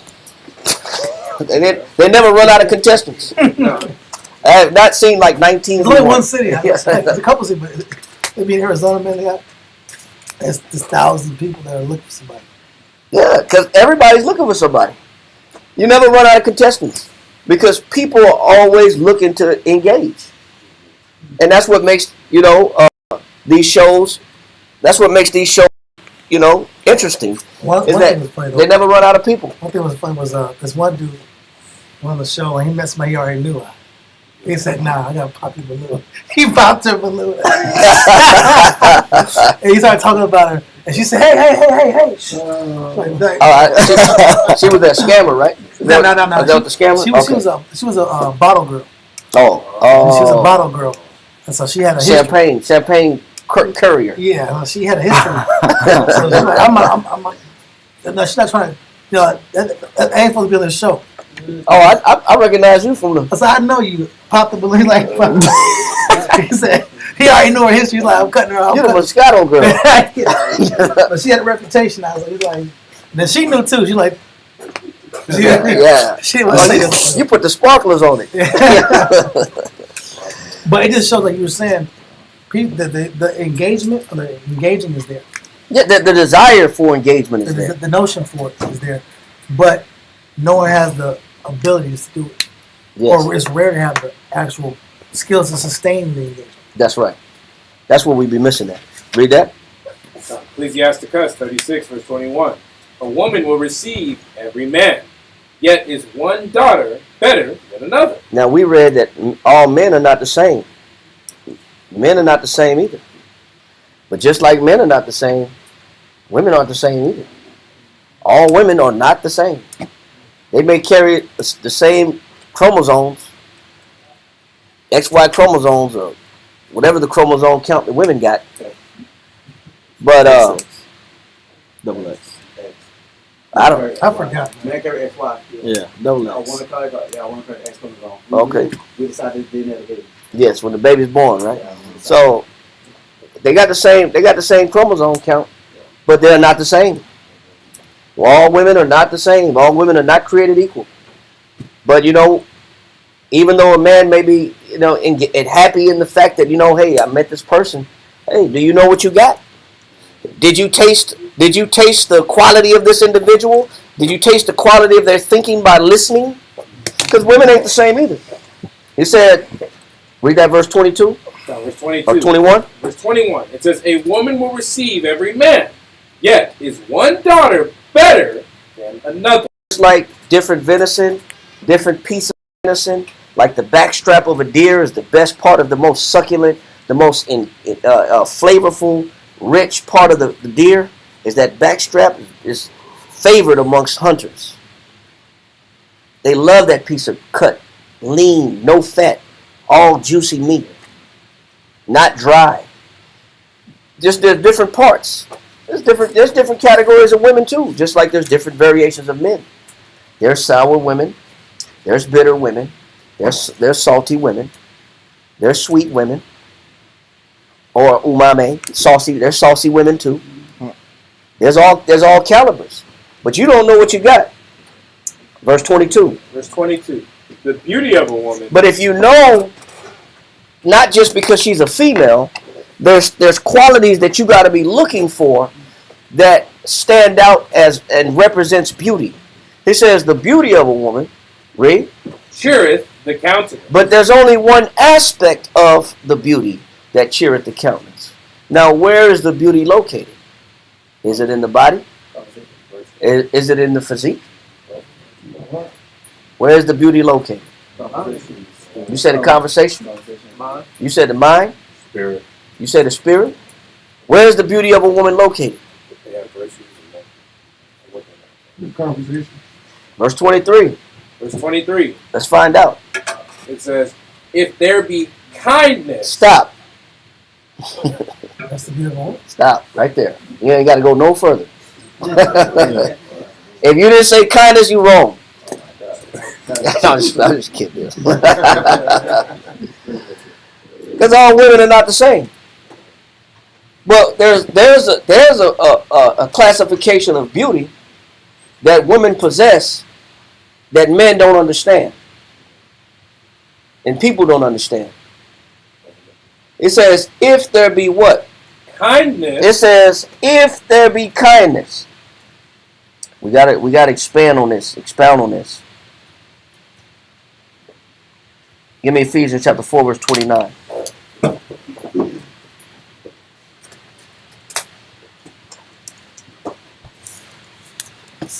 One of the definitions of kindness is gentleness of speech.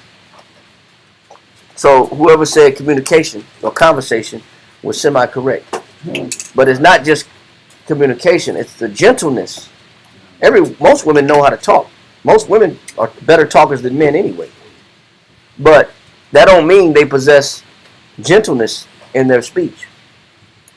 Ephesians chapter 4, verse 29. God, Ephesians 4 and 29. Let no corrupt communication proceed out of your mouth. It says, what does a beautiful woman know how to do? Communicate with kindness. Communicate with kindness. Yeah, a beautiful woman, according to the Bible, knows how to communicate with kindness. She don't let corrupt things come out of her mouth. A lot of the corrupt things that come out of a woman's mouth came from the meditation on evil. Yeah. It comes from meditating on evil. Thinking negative about people. Men do it too. But he said, let no corrupt communication do what? Let no corrupt communication proceed out of your mouth. Read on. But that which is good to the use of edifying. Now, Award got a great class going on Monday. You ain't watch it? Go back and watch it on Monday. Proper counseling, proper speech, proper edification. It says the use of the mouth and the tongue and the purpose biblically of you opening your mouth and saying words, they should only be valid if they're about building people up, not tearing people down. If you use your tongue, your speech, to tear people down, you're using your mouth wrong. If you don't have anything positive to say to people that uplifts people, because the word edify means to build morally, intellectually, and spiritually. So if you're not about uplifting people with your words, then it's best that you keep your words short. Because then all you do at this point is tear people down. We become masters at tearing down and not building up. But a beautiful woman, according to the Bible, has gentleness in speech. It says there's kindness. It says, don't let no corrupt communication come out of thy mouth. Read.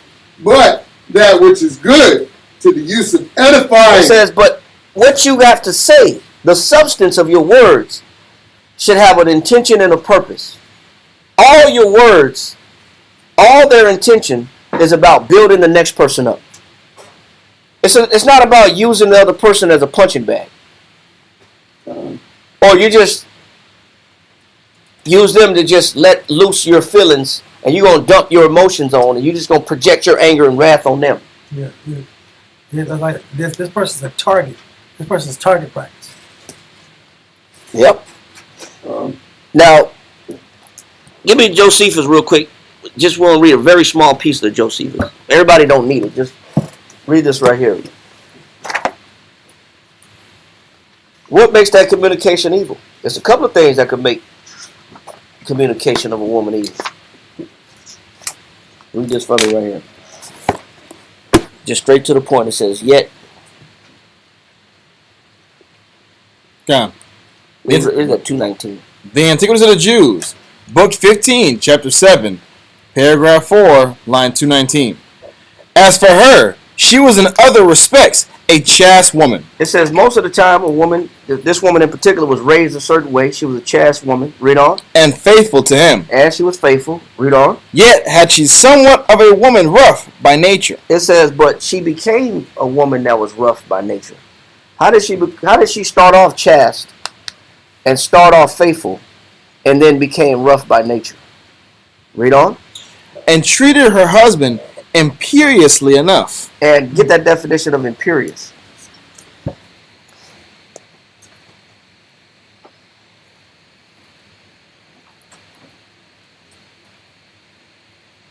Imperious. Definition. Just to start off. Imperious. Definition 1. Commanding. Dictatorial. Haughty. It says she started off faithful, she started off chaste, and she became rough by nature, and she became what? Commanding. She started being commanding. She started being what? Dictatorial. She became dictatorial. Like a dictator. You listen to me. I don't listen to you. You listen to me. She didn't start off like that. Serve a Popovich out. Domineering. What else you got? Haughty. A haughty. Arrogant. Prideful. Go ahead. Arrogant. So she became this way. Over time. So, back to the point of... That domineering definition again. Oh, it's back in there. Yeah. Oh, it's in the definition, yeah. It's in the definition. So, she didn't start off this way, but she became this way. But, what happened? Read on. It says, yet had she somewhat of it, most likely. It says, and treated her husband imperiously enough. Started being domineering, commanding, authoritative, dictative, commanding, bossing up, bossy. Yeah. Read. Because she saw he was so fond of her. Because he was so what? So fond of her. He was so fond of her, meaning what? As to be enslaved to her. How did she become this person? Say again? Gave her too much attention? What else? Simping. I like your terminology.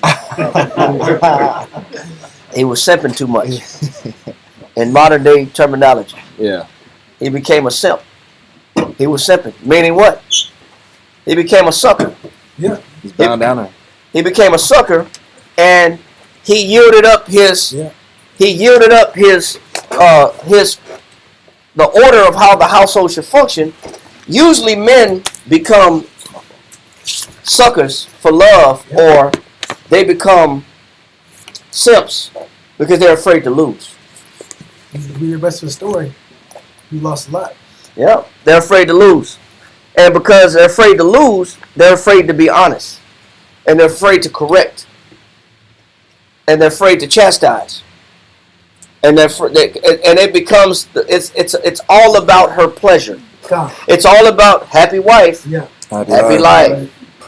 And I start making excuses why, I don't want to ruffle no feathers. Rock the boat. I don't want to rock the boat.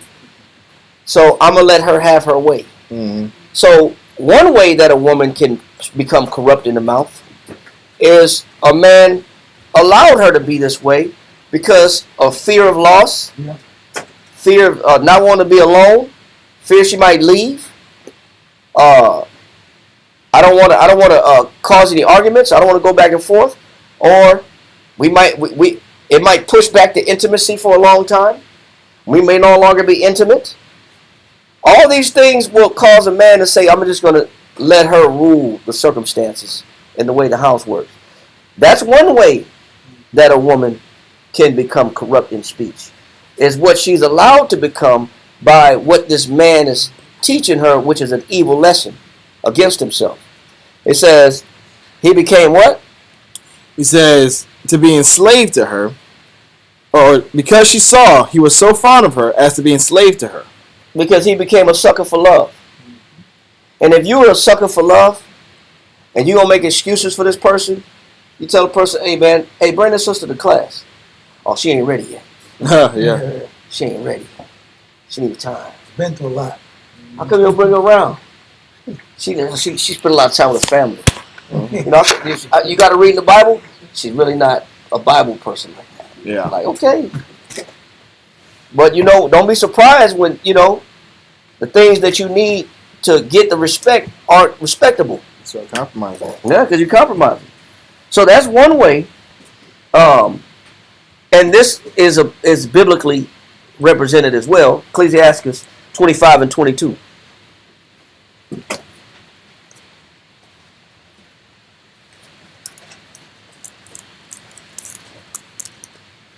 Ecclesiastes chapter 25, verse 22. So if I make my woman the leader of the household,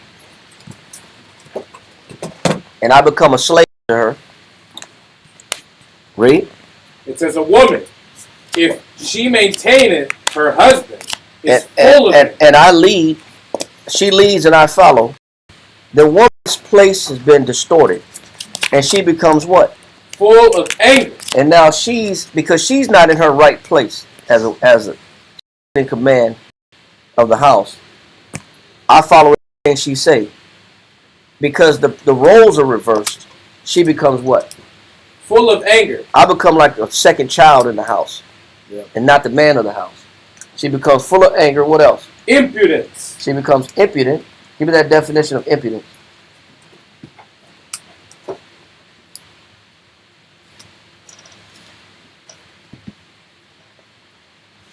Impudent. Shameless. She becomes shameless. She becomes disrespectful. What else? Wanting modesty. She lacks modesty, meaning she lacks discretion. She'll say whatever she feels. Because you know what she understands? You're not going to leave anyway. I run this house. So I can say what I want to say and you're not going nowhere. So, she becomes shameless. So that's a learned behavior. What else? It says bold with contempt of others. It says bold with contempt of others. Read on. Saucy. Saucy, man. Hey. There you go. There it is right there. What flavor is she now? Saucy flavor. Yeah, what? Umami. Yeah, umami. Umami. Now she's saucy now. Well, who created this saucy woman? The man created the saucy woman. Umami. You created this gravy. Yeah. You created that flavored woman. Because you let her have her way however she wanted to talk or do, or you let her take the leadership role of the house. So sometimes a woman's mouth is corrupt because she's given too much control. And if that's the case, then there's no respect coming your way.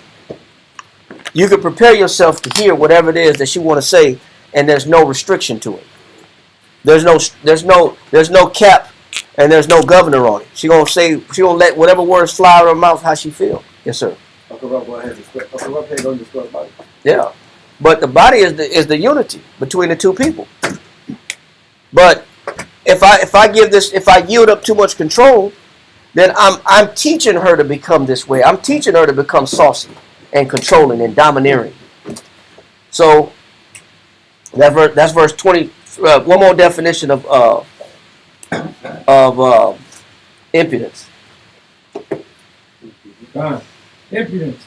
1828 Webster Dictionary. It says shameliness, want of modesty. What else? It says effrontery, assurance accompanied with a disregard of the opinions of others. She says she will stop regarding other people's what? Opinions. Now, how are you gonna build a relationship with a person that disregards the way you think and the way you feel? That creates that engagement term you just brought up earlier. Exactly. I created this type of engagement where there's war and there's conflict in the house. I created this environment, this toxic environment, because I allowed this person so much liberty as to now where their voice is the only voice in the house. Their opinion is the only opinion in the house. Yeah. Yes, sir. Which leads to a front, which is the sauciness. Which leads to conflict. Because now, nobody else's opinions matters but hers. Her opinion is the only one that matters in the house. That's a learned behavior. That was taught in that person. So sometimes you got to distinguish the flavor of a woman, and you got to ask yourself, where did she learn this from? Because all these behaviors are learned. Who did you get this from? Where did this sauciness come from? Most people gonna say their mama. Yeah. Is that what you gonna say? Like, she get it from her mom, or where she get her attitude? She get it from her mom. The thing about it is, 9 out of 10, she wanted to speak, but 9 out of 10, they didn't want to listen. Well, that too. But what we're talking about is the origin of the sauce. No, where's the origin of the sauce come from? She got to feel comfortable to, like you said. No, we already went through that. No, we already went through that already. No, we passed that already. We talking about this behavior that's learned. Where'd she pick it up from? It wasn't that way in the beginning. It wasn't that way in the beginning. She didn't start off like this. Where did she get the notion where nobody's opinion matters in this house but mine? That's a learned behavior. That's what we're getting at. It's been somebody instituted that thought process in this woman. Yeah. That was culture. It was cultured. Yes, sir. I don't know if you have it in the class, but it says a wicked evil woman. No. Hold on, man. Just hold on. Hold tight, man. Hold on. Yeah. Just hold tight. Let it flow, man. Let it You know what I'm saying? Anybody? Somebody else had their hand up too. Yes. Well, it don't always come from a man. Sometimes it comes from their experiences. Like you said, maybe their mama was like that towards them. But it's coming from somewhere. It wasn't that way in the beginning. It wasn't this way all the time. Their sauciness wasn't. They wasn't like born saucy like that. Yeah. They would have been so deep in the. It wouldn't. The relationship wouldn't have lasted so long. Well, the reason I say that is because they say that when people do stuff like that, when they do negative towards another person, it's because they've been through it. Right. They're projecting the negative that was placed on them. Right. But read that definition again, Kariah. Impudence, 1828, Webster Dictionary. Shameliness. No, that last definition. It says assurance accompanied with It says they're so confident, they're so self-assured, they're so confident that it's a form of arrogance. It's self-confidence, self-assurance that what? Accompanied with a disregard. It's a cockiness that's associated with a disregard for what? Of the opinions of others. How are you going to build a relationship with somebody that disregards your opinion? How? How is that even possible? Hey, you know what's crazy? There was a video of these husbands. There was like a collection of different husbands. What they did was they went to the grocery store, and the wife was putting like oranges in the bag, and what they were doing, they're secretly recording the wife, they'd grab the same orange in the bag and then hand to her, hey, what about this orange? And she'd look at it and she'd put it down. Or if it was watermelon, she put the watermelon in the cart. He grabbed the same watermelon while she's grabbing another watermelon. Say, hey, babe, I found this watermelon. What you think about this? She'd look at it, look at him, and then put it down again. Because the psychology was, I don't trust his way of thinking. As long as it's coming from him. I don't agree with it. So basically, she take an orange, put it in the bag, and she looking for more oranges. He take it out the bag, give it to her. She already picked it. Yeah, that's orange. She said, "Oh, that meets my standards. I like this. This meets my standards." So she put it in the bag. He just take it out, give it back to her like he just found it on the rack or in the bin, and then she looks at it and say, "No, that's not the one." It's not good enough. So it was good enough for her when she picked it up and put it in the bag, but because it came from his hand, I don't accept this. no, it's something wrong It's a little with it. bruise here. It's a little salt. I don't know. Yeah. It ain't firm enough. The texture ain't right. Why is that? Why was it okay for her to pick it up, and it qualified her standards, but when it came out of his hand, it was unqualified now?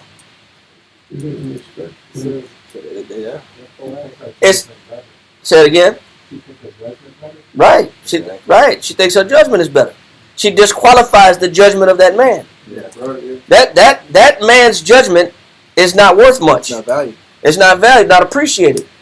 So read that last part again, that definition, because women are trained this way. But you got to ask yourself, who trained them this way? Was it a sucker? That was I hate to say it like that, but a sucker? You know what I'm saying? John, suckers out there. Yeah, it's a lot of sorry suckers out there in the world. Contaminating the mind of these women. But is it that, or where did she get it from? Because somewhere in her mind, she learned that my opinion is the only one that matters. Yeah. But if you got a woman that thinks that way, how is she going to build a relationship with somebody thinking that way? You can't. There will be no engagement. There'll be an engagement, all right. A battle royale at the house. There'll be a war at the house. There'll be that kind of engagement. There'll be that sixth definition of engagement where there's a war. Because nothing you say matters to me. Because I devalue you and the way you think. I don't value the way you think. Your way of thinking adds no value to me. How you gonna build something like that with somebody that thinks this way? Yes, sir. So ultimately, she gets it from him because she saw his flaw, and now she trusts nothing he comes with. It could be from him. Yeah. But it's learned either by him To learn pattern. or she learned it from somewhere else. It's a learned behavior. Mm-hmm. That's what I'm saying. It was taught. That was taught to her. Somebody seeing her mom treat her dad like that. So she's like, oh, it's okay. So it's basically like I said, passed down tradition. Yeah, it could be. Well, my mom did it to my dad, so it's okay. I see my grandmama do it. Yeah, so Yeah. it's like a generous security. They passed down. Yeah. Here's where I'm kind of, you said she didn't start out that way. No, man. So where would she have gotten it from Right. if she didn't start out that Everything way? is spoiled. It had to be learned. She had to pick it up from somewhere. Reach back from the past and decide to bring it to the present after the fact? Right. It came from somewhere. There's an origin to it. We don't know until you listen to the person. You gotta listen more to this person. If you got a saucy minded, because that's what this person is. This person is saucy. This person is impudent. Impudent is saucy. They're arrogant with a disregard of the way you think. Yeah. So if you meet this kind of person, first of all, if you don't listen good enough, you don't even know you got this kind of person. Yeah. You're in trouble. Because you started a friendship or relationship with a saucy-minded individual, but you didn't even know because you're not a good listener. So how do you know what you got? Just like a man could be salty. A man could be bitter. But you didn't even listen long enough to understand this. Am I dealing with a bitter man? Because if I'm dealing with a bitter man, he's going to take all his bitterness on you.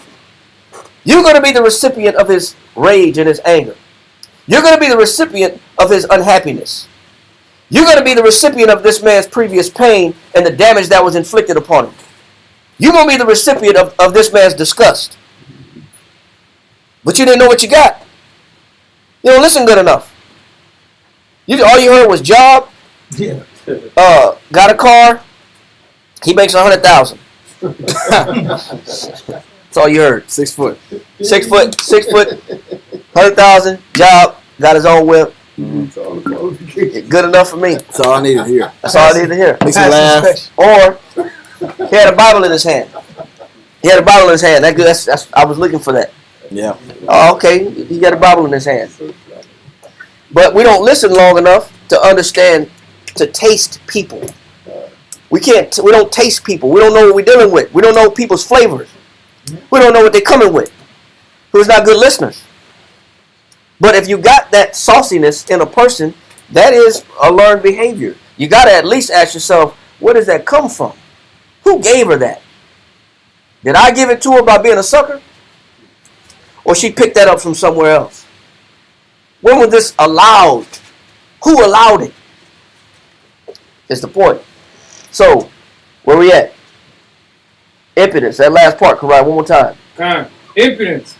Assurance accompanied with a disregard of the opinions of others. All right. So there will be really difficult relationship building with an individual that develops that mentality. Very difficult relationship building and bond building. Go back to Ecclesiastes 25 and 22. Ecclesiastes chapter 25, verse 22. So we got the anger. We got the impudence. Read. It says, a woman, if she maintaineth her husband, She gets too much authority. Too much of the leadership. Read. is full of anger, Go ahead. impudence, and much reproach. There's a fight for authority. And there will be much what? Much reproach. Now give me the second definition of reproach. Reproach. 1828 West Dictionary, point number 2. It says, to charge with a fault. Stop. So if you have a person that has the notion that they're correct and they disregard your opinion, when something is wrong, whose fault is it? Every problem, it will always be your fault because you got a saucy piece of meat. That's what you wanted. Because you didn't care about listening for anything else. You didn't know what you had. Now you got the saucy piece of venison. And now what comes with that saucy piece of venison is what? What's number 2 again? It says to charge with a fault. Everything is whose fault? Yours. When anything goes wrong, who's to blame? In charge. You. You're the problem. It's your fault. You created this division. You created this mayhem. You created this argument. You created this tension. You created this lack of peace in the house. You created whatever's wrong with me and you is all your fault. That's what comes with a saucy piece of meat. Everything is your fault. What else? It says to charge with a fault in severe language. And not only is it at your fault, but I'm going to tell it to you in a cuss word form. There's going to be some bleeps and some blickities in there. And I'm going to talk to you with this level of shamelessness. I'm going to tell you how I feel. I'm not going to hold back. Because you're really wrong all the time anyway. Yes, sir. So even when it's not your fault, they'll say it's your fault. Like they'll say like, oh, you said this or you did this, so and I did this in return. So you made me do this. Gaslighting. You know what I mean? Gaslighting. Yeah. Like I did this because you made me do this. Really, it's your fault. It's your fault because you made me do this. Yeah. So If you didn't say it like this, I wouldn't have reacted like that. If you would have said it like that, because you did this, so therefore it's your fault. you didn't text me all day, so I had to find some attention because you're not giving it to me. Yeah. So that's one-dimensional, one-sided. So yeah, you're getting gaslit. Yes, sir. It's on that point we said, point number 3. No, we ain't going there yet. Okay, come. You gotta hold tight too. Oh, damn. Yeah, man. Yeah. Hey, man. Hey, bro. There's a lot of meat on this bone, bro. It's a lot of Class meat. is dismissed. We're done. Yeah, bro. There's a lot of meat on this bone, bro. Because you know what? You know what we don't what we don't realize is you didn't listen for all this. You didn't know what flavor you're dealing with.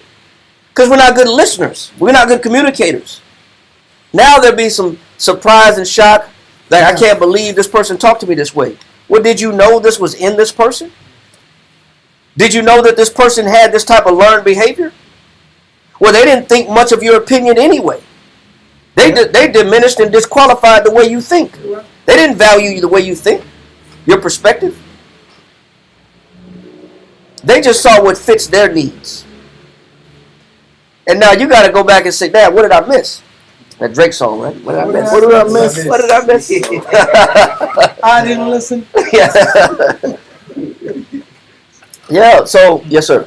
So to me, what I'm saying is basically to listen, observe, get to crucial, reevaluate the situation, then engage. Because you don't want to listen. Okay, you see it, you hear it. Now you observe it. Hold on, now. Like, what do you want to do? Now it's up to you to engage into it. Now you can eat your own zone. And then even if you put a finger like, well, now you're like, okay, yeah, I kind of. Yeah, but you can't blame anybody else but yourself. I mean, it's only you because you picked that piece of meat. Yeah. You picked that piece of meat that was too saucy for you or too salty for you. But it tasted good. You asked for it. Tastes good. Nah. You know what I'm saying?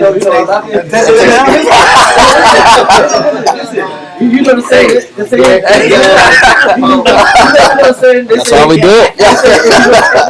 That's telling me no. I'm not gonna ask you why you say it tastes good. Nah. I just because everybody got their own taste. You know what I'm saying? If you know better, Yeah, but You got the spicy curry. yeah, but you know how much time and pain have you had to incur? How much damage do you have left over on you now? How much scar tissue you got on you now? Yeah. How much heartbreak you got on you now? How much regret you dealing with now? How much money you lose and time you lose now? And don't let it be children involved. And you can't back out. Saying like, yeah, back out. That's like, man, I got additional responsibilities. Now I've engaged myself with a person that wasn't really my type, or was it?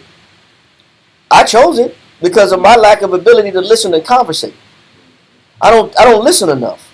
I don't communicate well with people. I don't learn people enough. So it always comes to bite me in the butt. Because I'm not a good talker. I'm not a good communicator. I'm not a good listener. So I never know what I actually got on my hands. Until it's no good. Until it's like, damn, I ordered this steak and it was $75 and it's too gummy. It's too chewy. I would have had added some seasoning to it, or I would have had them blacken it, or I would have had them butterfly it and then sear it a little bit better. I would have asked for medium well. Now it's got blood in it. It's got a bunch of blood in the steak. But you paid for it. It's your money. It's your investment. But the point is, how come we don't see this? How come you didn't know that was in there? Because you didn't recognize impudence? No, we don't recognize impudence. Yes, sir. Then when people get that bloody meat, they ask for the server to come back to try to make it well done or something like that. Yeah, or you want them to put your saliva bitten steak back on the grill? Or you know what you're gonna ask for? I want you to comp the steak. You gonna ask the restaurant to comp it, man. It was made wrong. Make me another one. Yeah, some restaurants be like, hell, just get out of here, man. Just get out of here. They make you another steak. That was $100 steak. Get out of here. You're messing up our inventory. So he says to charge with a fault in what, Kariah? It says to charge with a fault in severe language. So when you have a person that's cocky with a disregard for your opinion, they're going to talk to you a certain way. And first of all, everything's going to be your fault, and they have no problem letting you know how you're to blame for whatever. And they do it with severe, harsh language. Read on. Now read number 3. Point number 3. To upbraid. Go ahead. To suggest blame for anything. It says they'll blame you for what? Anything. Damn. You didn't let all these flies in the house. Yeah. How come all the flies come in the house when you come in? as if they didn't come in the house, as if they never went in and out the door. But anything and everything is your fault. Everything is your fault. Mm-hmm.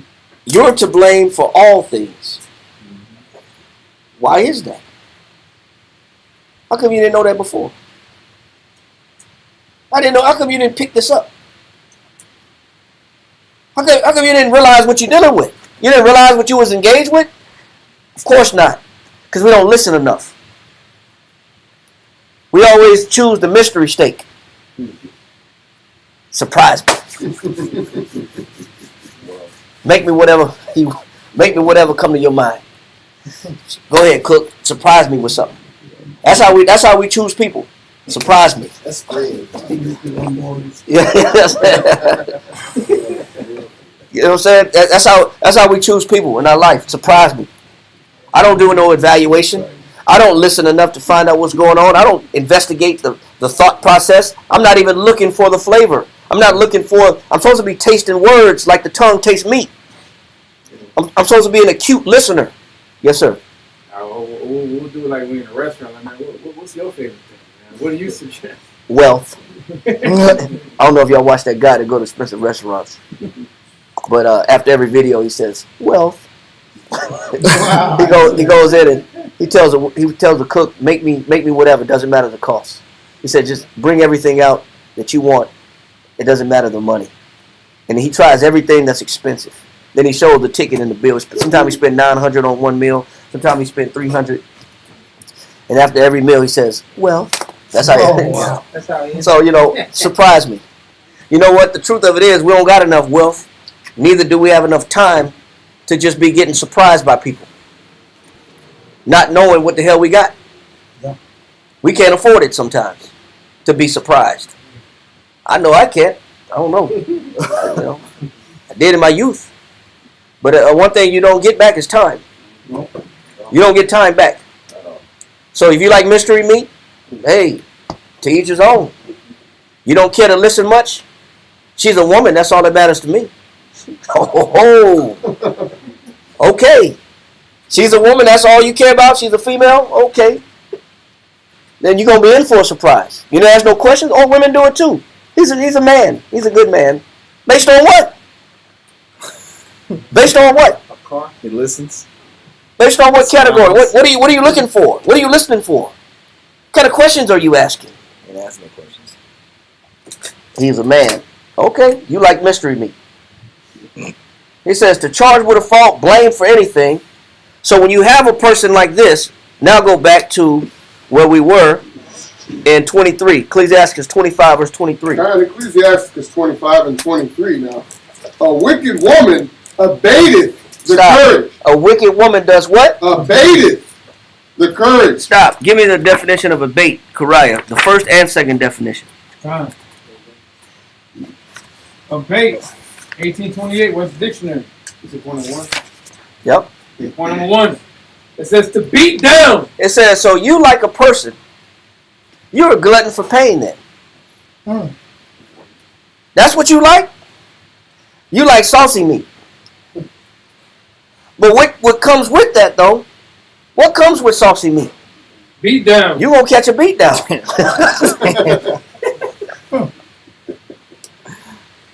That's what comes with it.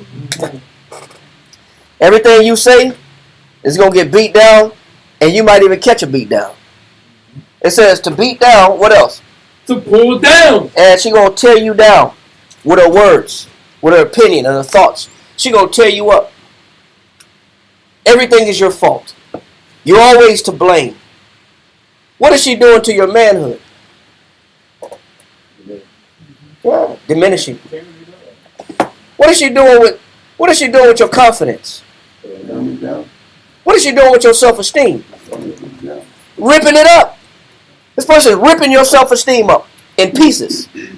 Women let men do it because they don't know what the hell they're dealing with, and men let women do it because they don't ask enough questions. They don't listen enough. Yes, sir. Emasculated you, castrated you, taking away your masculinity, ripping up who you are, your confidence. You don't even know who you are anymore. You don't even know your self-worth.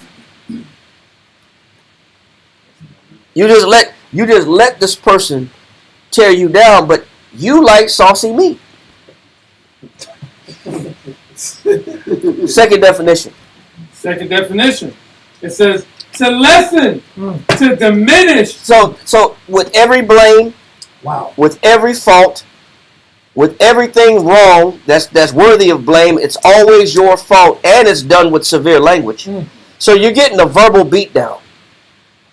You're getting verbally assaulted. And then you let this person do this because you weren't listening for virtues. You were listening for all the wrong reasons. So what happens after that? Read on. Right. It says to moderate as to abate zeal. It says she takes away your zeal, meaning you don't even want to try anymore. You stop trying to be better. And that's a real problem right there. Man loses his zeal. He loses his fight, man. That man ain't the same no more. Man, you got friends like, man, what happened to you, bro? You were a whole different person, bro. Man, you ain't never let nobody do this to you. My brother and Save Us for Jesus. I don't remember that. You talking about LL Cool J with Gabrielle Yeah. Union. And he's like, yeah, she used to date him, and he'd be like, he started stuttering, and his confidence wasn't there. or you get your Erykah Badu. Yeah, you can't make no music no more. Erykah Badu stole the soul of Andre 3000. Yeah. Damn. Yeah. Stole the soul of Common. Yeah. Stole the soul of the brother from New Orleans. Jay Electronica.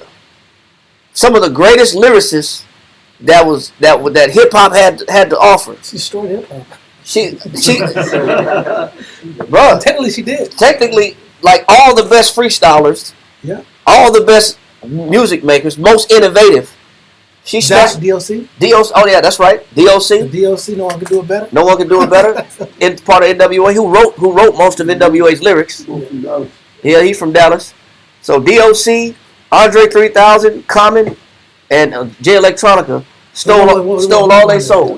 Probably another one, but she walked away with their spirits. None of them made good music after that.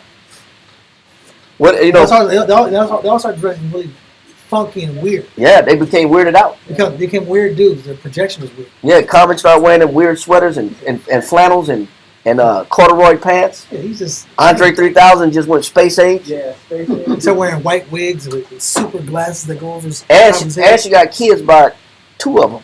Yeah, 7 Andre. And one of the kids' name is 7 with Andre. Andre, yeah. His name is 7. She also shared kids with somebody else. Of course. But you know, but if you listen, she's like a sorcerer, bro. Yeah. She's a witch. But you got him. You know, who's that? Mace and Cameron. They be clowning. Yeah, he outed it.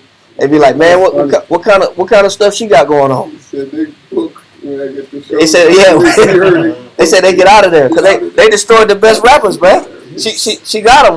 Whatever she got going on is toxic. But it says, read that second definition. Con. Abate. Point number 2. To lessen, to diminish. So when you're involved with a person that doesn't value your opinion, they're arrogant.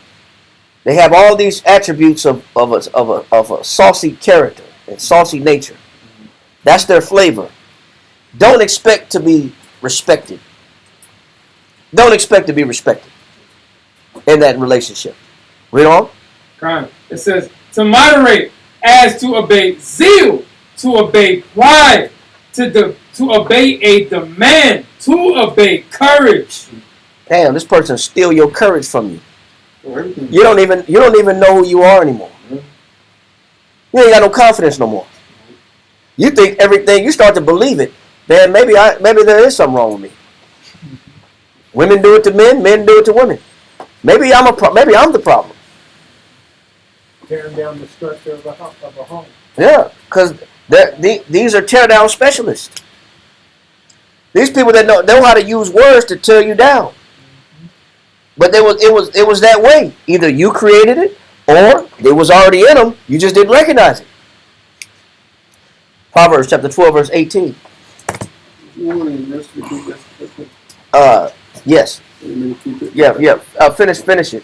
Finish that. Right now? Yeah, finish that last part. Pulls away their creative power. God, No, we're gonna come back to it. No, we're not. No, we're not. Finish it. finishing Ecclesiastes 25 and 23.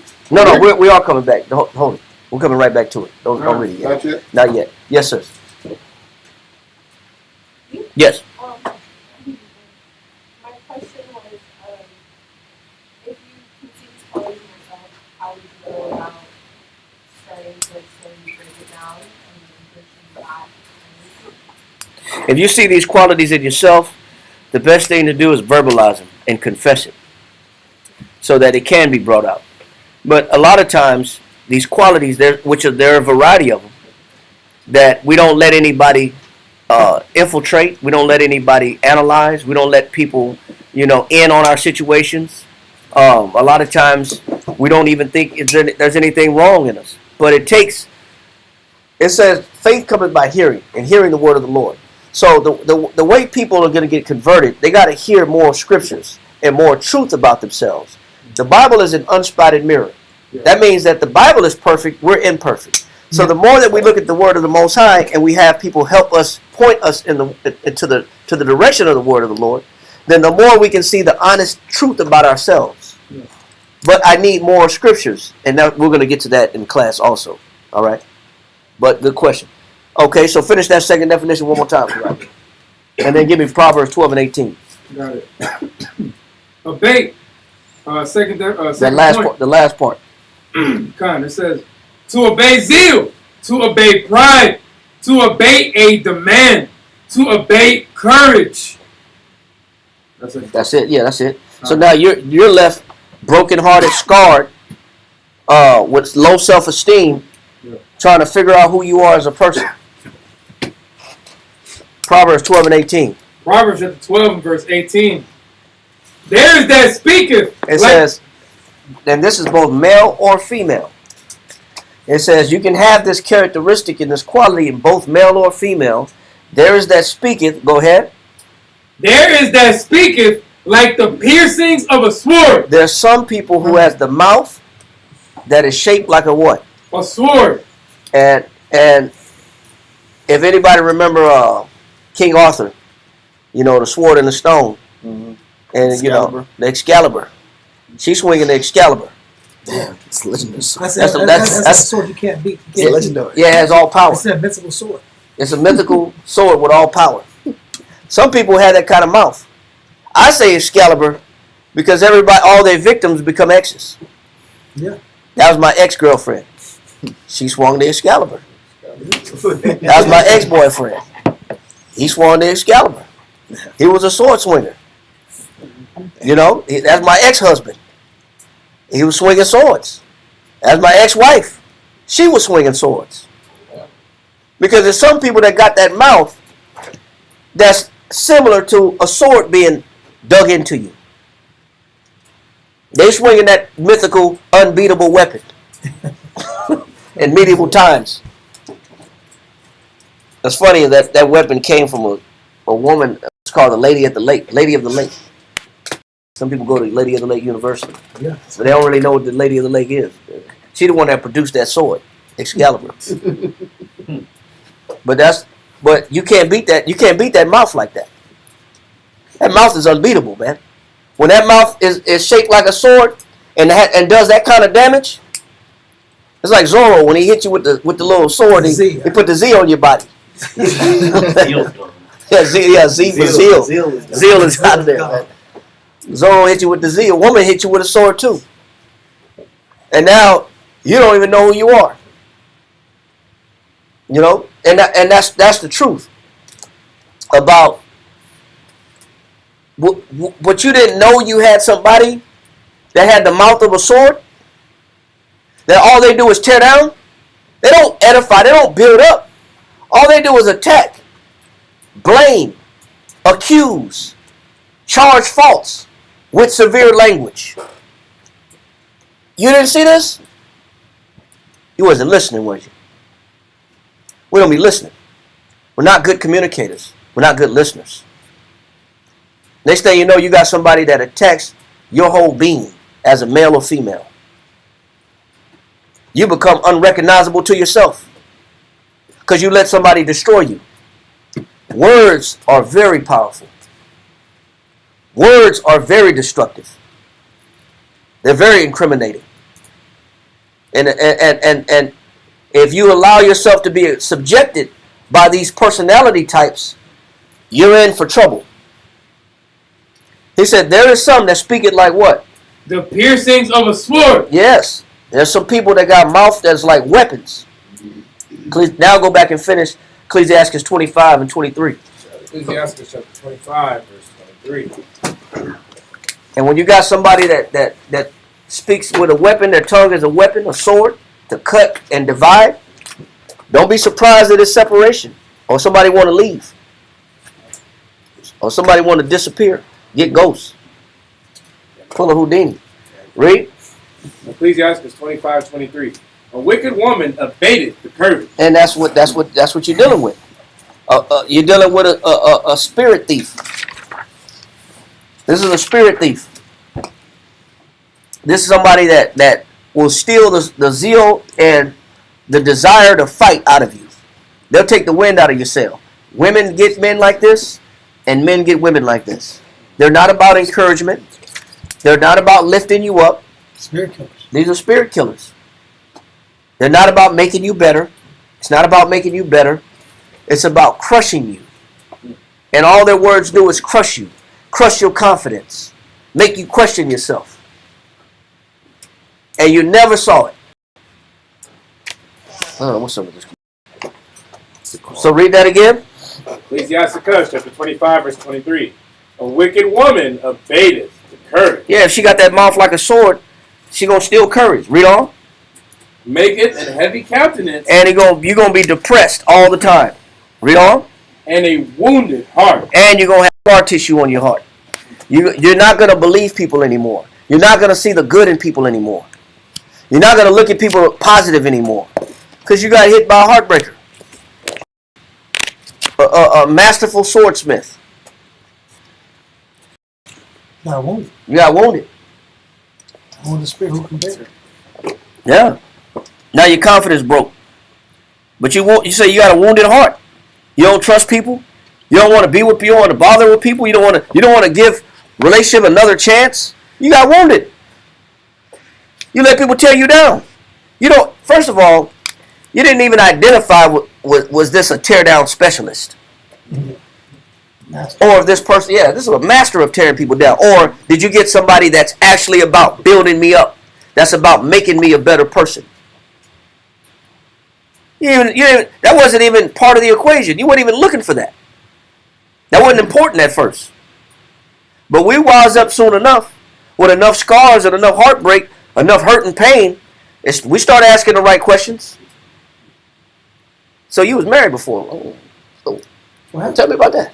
Now you want to listen. How you get on the market? You know, good people are hard to come by. How'd you get available? Yeah.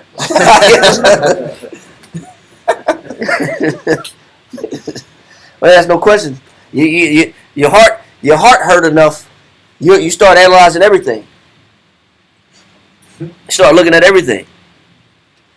Read on. It says, maketh an heavy countenance and wounded heart, and a wounded heart. A woman that will not comfort her husband. Stop. Give me Ecclesiastes verse 36, verse 23.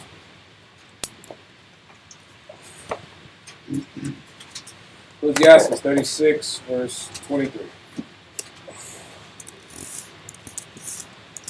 There we go. Read that. It says, if there be kindness, meekness. Now stop. Remember, I asked earlier, what distinguishes women from other women? Mm-hmm. Kindness. If there be kindness. Yeah. If there be kindness. Kindness is critical. That's what makes women excel and stand out above other women. That's what makes some flavor of women better than other flavors of women. Not skin tone, not height, not physique, not shape, not anything else. But there are certain interior things interior qualifications that make women better than other women. If there be kindness, which is gentleness in speech. If there's kindness and what else? Meekness. Stop. Now, go back and finish that Ecclesiastes 23. A woman that will not comfort her husband. Ecclesiastes 25 verse 23. It says, a wicked woman abated the courage, maketh an heavy countenance, and a wounded heart. A woman that will not comfort her husband. She will not comfort him when? In distress. Because you know why she won't comfort him in distress? Because his distress is his fault. That's why she won't comfort him in distress, because it's his fault he's in this situation. So as long as you got somebody that feels like everything is your fault, how can they provide you comfort? You can't. How can you expect compassion and mercy from a person that says this is your fault? You think you're going to get some of that? When you really need it the most? You really need, in distress, you really need somebody to lift you up. You really need somebody to be there. You need somebody to think about, hey man, let me help you out. You're at a low point in life. Let me help you out. But we get people that kick us when we down. I'm already at a low point. See? I told you were sorry. Mama told you were sorry. Yeah. Yes, sir. I was gonna say, you got somebody that's telling you you dug yourself in this hole, now you get yourself out of it. Yeah. How can you expect compassion from somebody who looks to you and say, this is your fault that you're in this situation anyway? You expect mercy from that person? Right. You expect gentleness from that person that says, this is all your fault? You figure it out. I told you so.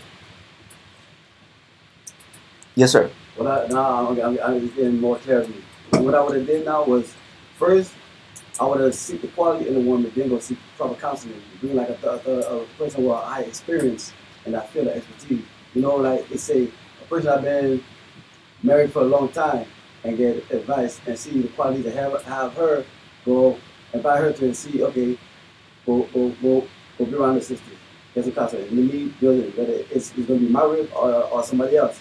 But at least we both see, okay, the quality is probably for the next one, or probably going to be for me, but now I see, okay. Or you may dodge a bullet. Yeah.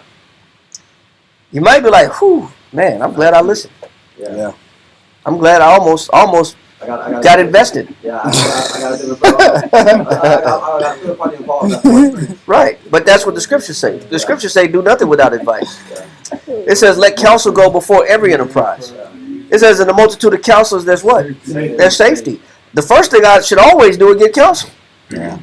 Even before I present the idea to myself and move any steps forward in creating a relationship. I should be counseling my butt off. If I care about safety, if I care about my heart staying uncontaminated and free from destruction and being heartbroken and free from pain and scar tissue, I would have been asking all the questions. I would have been like, hey man, I need another pair of eyes. I need another pair of ears. I need an expert on this. You need an opinion on this. I need somebody else to look into this situation for me because I'm not skilled enough to know what it is that I got. That's not Jew. That's not the Jew. No, Jews require signs. Jews say, they hide situations and then they just pop up with scenarios. Yep. I pop up, hey, just by the way. They always say by the way. Yeah. Hey, by the way, I went ahead and moved on and made it official with the person. Oh, yeah. It's just by the way. By the way. By the way, it's by the way I made it official. Just want to let you know. Just in case you didn't know, I went ahead and took it a step further. Oh, okay. Hey, much applause. Much applause to you. And if that's what you like saucy. I can't fix your taste buds. You like sour and bitter. Hey, some people like sour and bitter. Okay, but sometimes you don't know what you got though. That's the problem. So he says, she won't comfort her husband in distress. What's the end result of that man? Read. I got you. It says, a woman that will not comfort her husband in distress maketh weak hands and feeble knees. That man has no strength. She's robbed that man of his strength. Men are known for their strength, their leadership, their vitality, their ability to step up to the plate in uncertain moments. Men are known for their courage, their courageousness, their ability to not have fear in every situation. Now you just turn that man to a boy. That man is now a little boy in the mind. He's a man in the body, but he got a boy mind. Now he's standing behind you to fix everything. Now he's standing behind you to fix all the problems, solve all the problems. You didn't turn him into a follower. You broke him. You broke his will. But you let people through lack of understanding and improper communication, let people break their will. Now let that go back to Ecclesiastes 36 and 23. Ecclesiastes chapter 36, verse 23. If there be kindness, meekness, and comfort in her tongue, go ahead. Then is not her husband like other men. And then that man is not like other men, meaning he's not weak. That man is confident. He's courageous. She supports his masculinity and his leadership. She stands behind his decision making. All this comes from knowing the person and knowing the quality of the person that you're interacting with, so that you know that you have somebody that is edifying you constantly. They're constantly building you up. They're about making you better, stronger, more sure of yourself. He says, then she's not like other men. I mean, then he is not like other men. Give me, it says, but this kindness, it has different forms. It comes in different forms. Give me Ecclesiastes 26 and 13. There's different forms of kindness. Because if this is the quality that makes a woman stand out from other women, then we got to be able to recognize these qualities. And there are a variety of these forms of kindness. Give me Ecclesiastes 26 and 13. God, Ecclesiastes 26 and 13. The grace of a wife. One form of kindness is also classified as grace. Give me the definition of grace. And give me the first definition. Grace, 1828, Webster Dictionary. First point. Favor, goodwill, kindness. So kindness is grace. That's one form. But we got to really understand what grace is. What is it? Read. Disposition to oblige another. Stop. One form of kindness that makes a woman special and valued is that she has the mind frame or the disposition to oblige another. What does that mean, to oblige, real quick? Give me that definition so we put this together real fast. Oblige. It says, which one you want? All right, point number 5 is good. It says to do a favor to. No, give me number 3. Number 3, to bind or constrain by moral force. Go ahead. We are obliged to believe positive. Stop. One form of kindness that may not be understood, that's very important, is a woman's grace. When a woman possesses grace, which is a form of kindness, it makes her better than other women. When she has the mind frame to do what, Kariah? It says, obliged to believe positive. She has a what? Believe positive. What does she believe positive? Read. An unexpected testimony. So no matter what comes up, it's not his fault, but she gives him the benefit of what? Of the doubt. That's what makes a woman special. Is that instead of everything being your fault, and I charge you with a fault of everything that's wrong, anything and everything, I can look at unexpected situations as not as your fault, but I believe that it's not your fault and you're not to blame, even if it's unexpected. You didn't cause this. See, women, not all women have that ability. Not all women are trained that way. Some women are trained to look at everything wrong in a person and call it out and blame you for it. Not a woman with grace. which is a form of kindness. A woman with grace can say, you know what, you're in this situation, but hey, I think you can get out of it, and I don't think it's your fault.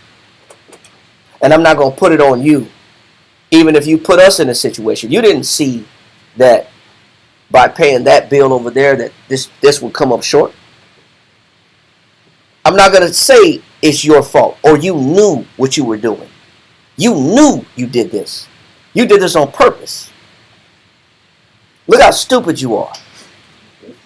You didn't know that if you pay this and this bill coming up, that we was going to be short on this. You didn't know that? Could have been an honest accident. But when a woman has grace, she don't just suppose that it's his fault. She can believe honestly that, that was an honest mistake. He didn't mean no harm. He didn't know that was going to hurt my feelings. Or he didn't know that was going to put us in. When you're in a relationship with somebody, you're gonna hit a lot of mistakes. There's gonna be a lot of unexpected, unforeseen issues that you could either say you're a dummy or you didn't know. And that determines the nature and the confidence of the person that you're gonna have on the other end. That's gonna determine the kind of engagement that you're gonna have. Whether you got a guy that you're engaged with, and he's ready to take you off the market, but then all of a sudden he's like, I don't know. Well, what's making him say, I don't know? What's making him have cold feet? The fact that when there's an issue, you look at him and say it's all your fault, versus saying, hey, you didn't mean no harm on that. Let that go, don't worry about it. Pick yourself up, we'll figure it out. We got through other things before that was traumatic or hard to overcome. We'll get over this too. That's a woman that got grace. That's a form of kindness. And this is what separates women from other women. They can do this. It's not always about the blame. It's about, hey, it's a positive outlook. This is an exceptional quality that makes her stand out from the majority of women. Yes. It's exceptional. And it's something that we don't necessarily know to look for in a person. A person that could let my mistakes go, or I got a person, male or female, that anything that's wrong in the house, it was because of you that we have this issue. It was because of you that we have this problem. You're not assault. It's your fault. It's your fault. You didn't check. You ran out of gas. You didn't look at the gas. You saw while you were driving the whole time. You did this on purpose. You wanted me to be late for work. You've been watching that gas go the whole time. That's crazy. You're supposed to be there. You mean to tell me you didn't see that gas running low? It tells you got a meter right there. It tells you how much gas you got. How you let your dumb self get? Bam. Listen, this is in male and females. This is in both. Yes, sir. There was a young Jew that couple out, and the guy, he was afraid that he was going to lose his woman, and the woman was in there in that car encouraging the hell out of this guy. Like, I'm not going to leave you. I don't care if I got to be the only one. Like she was uplifting this guy just on that point. It was crazy. It was beautiful. All right. He was literally uplifting this guy. Third definition of grace. Grace. Point number 3. It says favorable influence of the Most High. So if you want a woman that knows how to be kind, if you want a woman that has grace, she has to be influenced by who? By the Most High. So that's for those men that don't believe in bringing their new engaged relationships to class, you forfeiting your own grace. You don't, or for those individuals that don't believe in the power of the Bible, but you want to create relationships, but you don't trust the Bible, well, you don't understand the benefit of having a woman that's not going to blame you for everything, but even when something go wrong, she'll still say it's not your fault. You forfeit your own benefits on the back end because you didn't see the value of the Bible. You didn't see the value of godly influence in a woman. You didn't care about this influence in a woman. You saw figure. You saw shape. You saw cash. You saw opportunity. You saw benefits. You didn't see what really matters. There's a lot of people that create bonds with people and don't realize that if I'm going to create a bond, I better have a bond with somebody that's influenced by God. Women too. Or you'll be the sucker. You'll be the one getting dragged through the mud. You're the one to be robbed of confidence. You're the one to be robbed of courage. You're the one that'll lack self-esteem and lack zeal because you let somebody impress themselves upon you the wrong way. You didn't know you got a sword swinger. Had a sharp tongue. You didn't know what you was getting into. You disqualified grace as being important when it's absolutely one of the most important things you can find in a person. Finish that 23. Ecclesiastes 36:20. No, verse. Give me 26 and 13. 13 again? Yeah. God. The grace of a wife delighteth her husband. Go ahead. And her discretion will fatten his bones. And her ability to control her words is what makes a man better. That strengthens a man. Because she has control over her words. That's what discretion is all about. She knows when to speak, when not to speak, what to say, when to encourage, what's inflammatory, what's destructive, and what's edifying. They know the difference. But if you got just a regular woman, you're in trouble. Read. God, verse 14. A silent and loving woman is a gift of the Lord. But see, you cared about what the Most High has to give you, not about what you chose. We choose mystery meat. We don't choose the meat that the Most High provides that He says that is a good quality. We just get a can of meat and just say meat on the can. We don't even know what kind of meat it is. We just get a can opener. I'm hungry. I just want it. You just say meat on the can. You didn't look at it. You didn't know what was in it. No, I just said meat. You didn't care about what's in it. You was hungry. So read on. Middle of 14. And there is nothing so much worth. Now stop. A real value in a woman, one of the most irreplaceable, you could say unlimited value.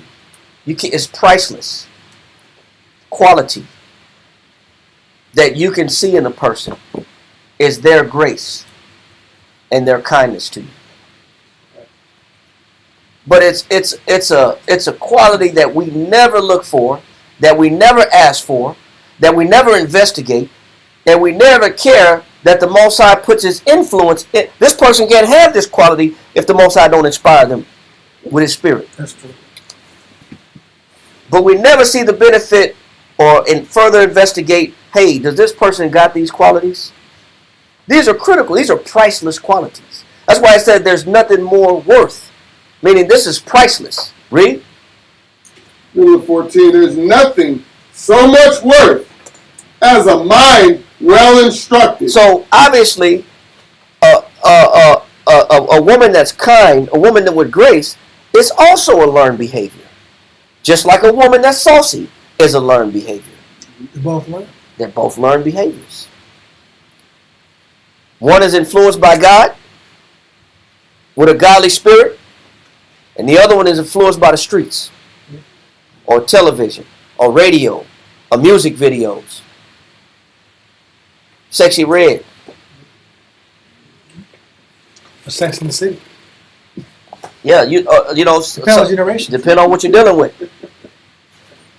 So it's all learned behavior. Yes, sir. So it's safe to say, when you get a woman from the world, it's foolish to expect that she would have that grace quality in her without bringing her class. I must be. I'm gonna say this. I must be booty blind, or I must be distracted. I'm looking at something. I'm looking at the wrong things, bro. Right. If I'm discrediting grace, I'm chasing and looking after the wrong things. If I disqualified grace and kindness, yes, sir. So basically, a man or woman that stands for nothing, for anything. Yeah, that's the old saying. But if a man or woman don't take the time to investigate what real value is in people and ask the right questions, then you're gonna be in trouble. You're gonna be minus the benefits, and you're gonna be the target and blamed for everything that's ever wrong all the time. And you better be prepared to get your courage as a man stripped away, or your confidence as a woman stripped away, because you chose wrong. Read this for me. Read on in that verse. John 15 now. 15. A shamefaced and faithful woman is a double grace. So there's grace, and then there's 2 times the grace.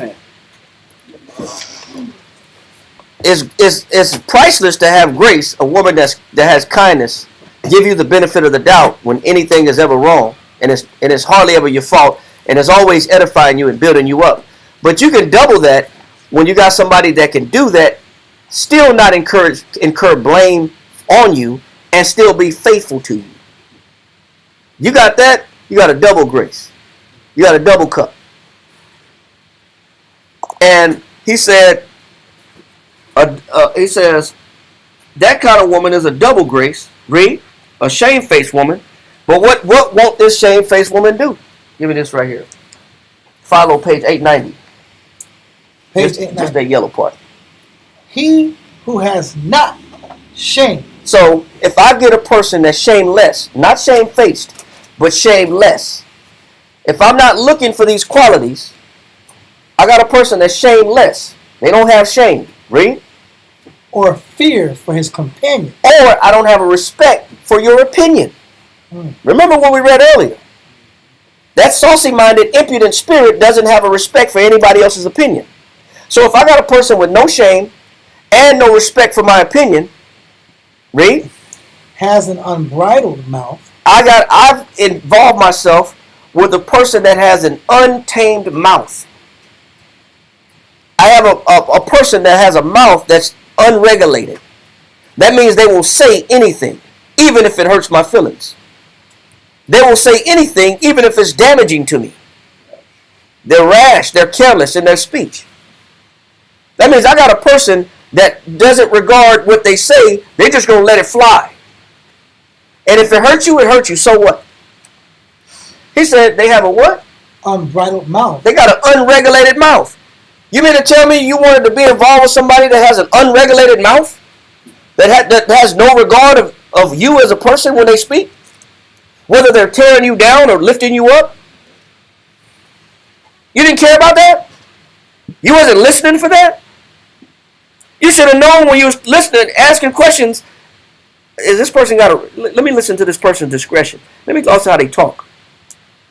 There's some flags here. There's some flags here. I see some flags. Yes, sir. Even when men approach women nowadays, and they get the spicy response, the male still keeps pursuing.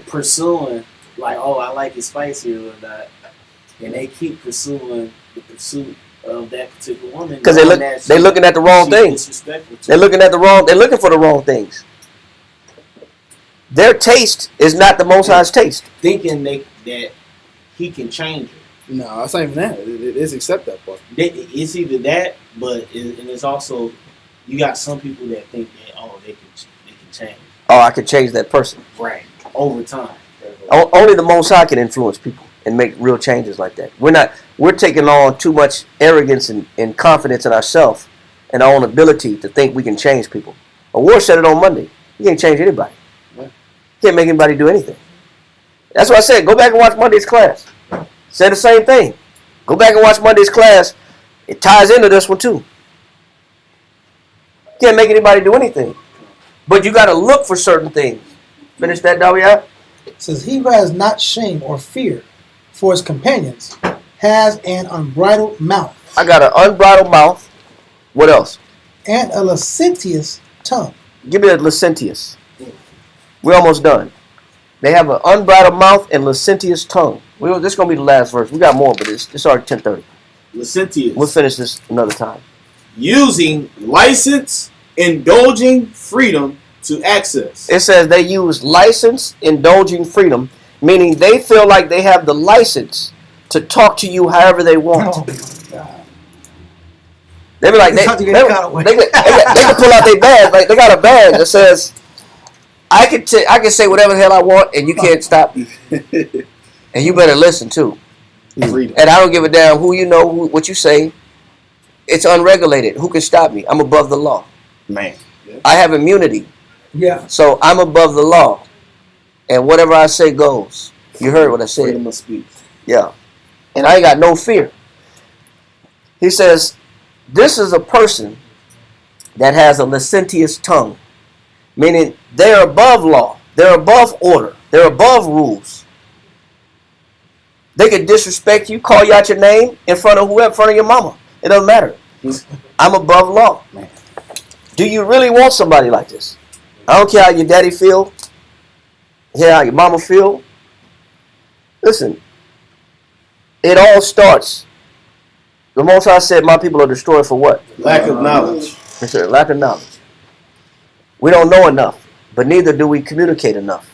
Neither do we ask enough questions. Neither do we ask the right answer or look for the right things in people. We just see the wrong things in people and then try to engage in a friendship or relationship, totally misjudging people, totally looking at blaring problems in this person's character.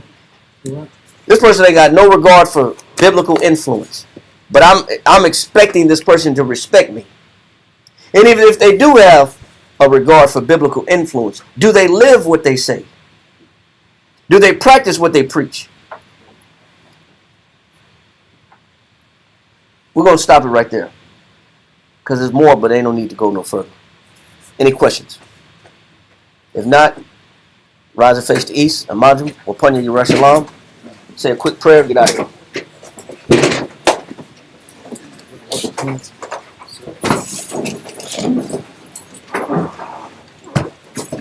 Yahweh Bashem Yahushai.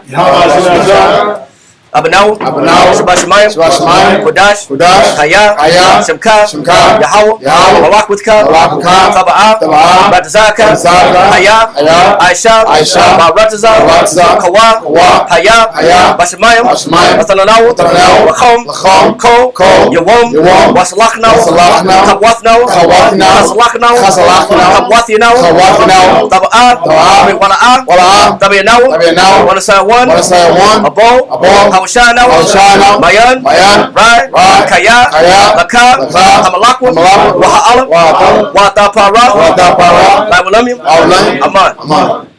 Yahweh, Bashem, Yahushai, Wabiyah, support, Yahweh, Bashem, Yahushai, support, Yahweh, Bashem,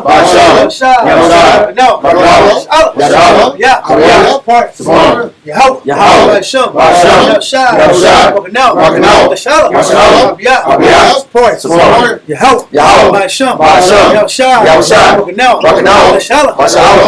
Yahushai, support, Barakatah Yahweh, Barakatah Yahushai, Water Yahweh, Water Yahushai, all love, all mercy, all patience, all long suffering, all piety, all reverence, all respect, all glory, all praise, all might, all power from Yahweh, all power from Yahweh, all power from Yahweh. In Yahushai's name we pray. The water, the yad, aman. Then circle up.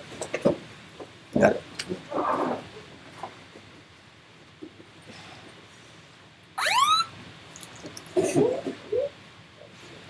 Read that. Go ahead. Salute now the heavenly order. Yahweh, Yahweh Shai, walking in Shalom, and Israel. A much roar. Yahweh Hashem Yahushai, Barakdom. Kum Yeshua. That's your top. Turn and face sisters. Sisters, please stand. Ahmad Shabbat. We'll have a brother edify what we're saying after class. Go ahead. Salute now the daughter of Zion, and Israel. A much roar.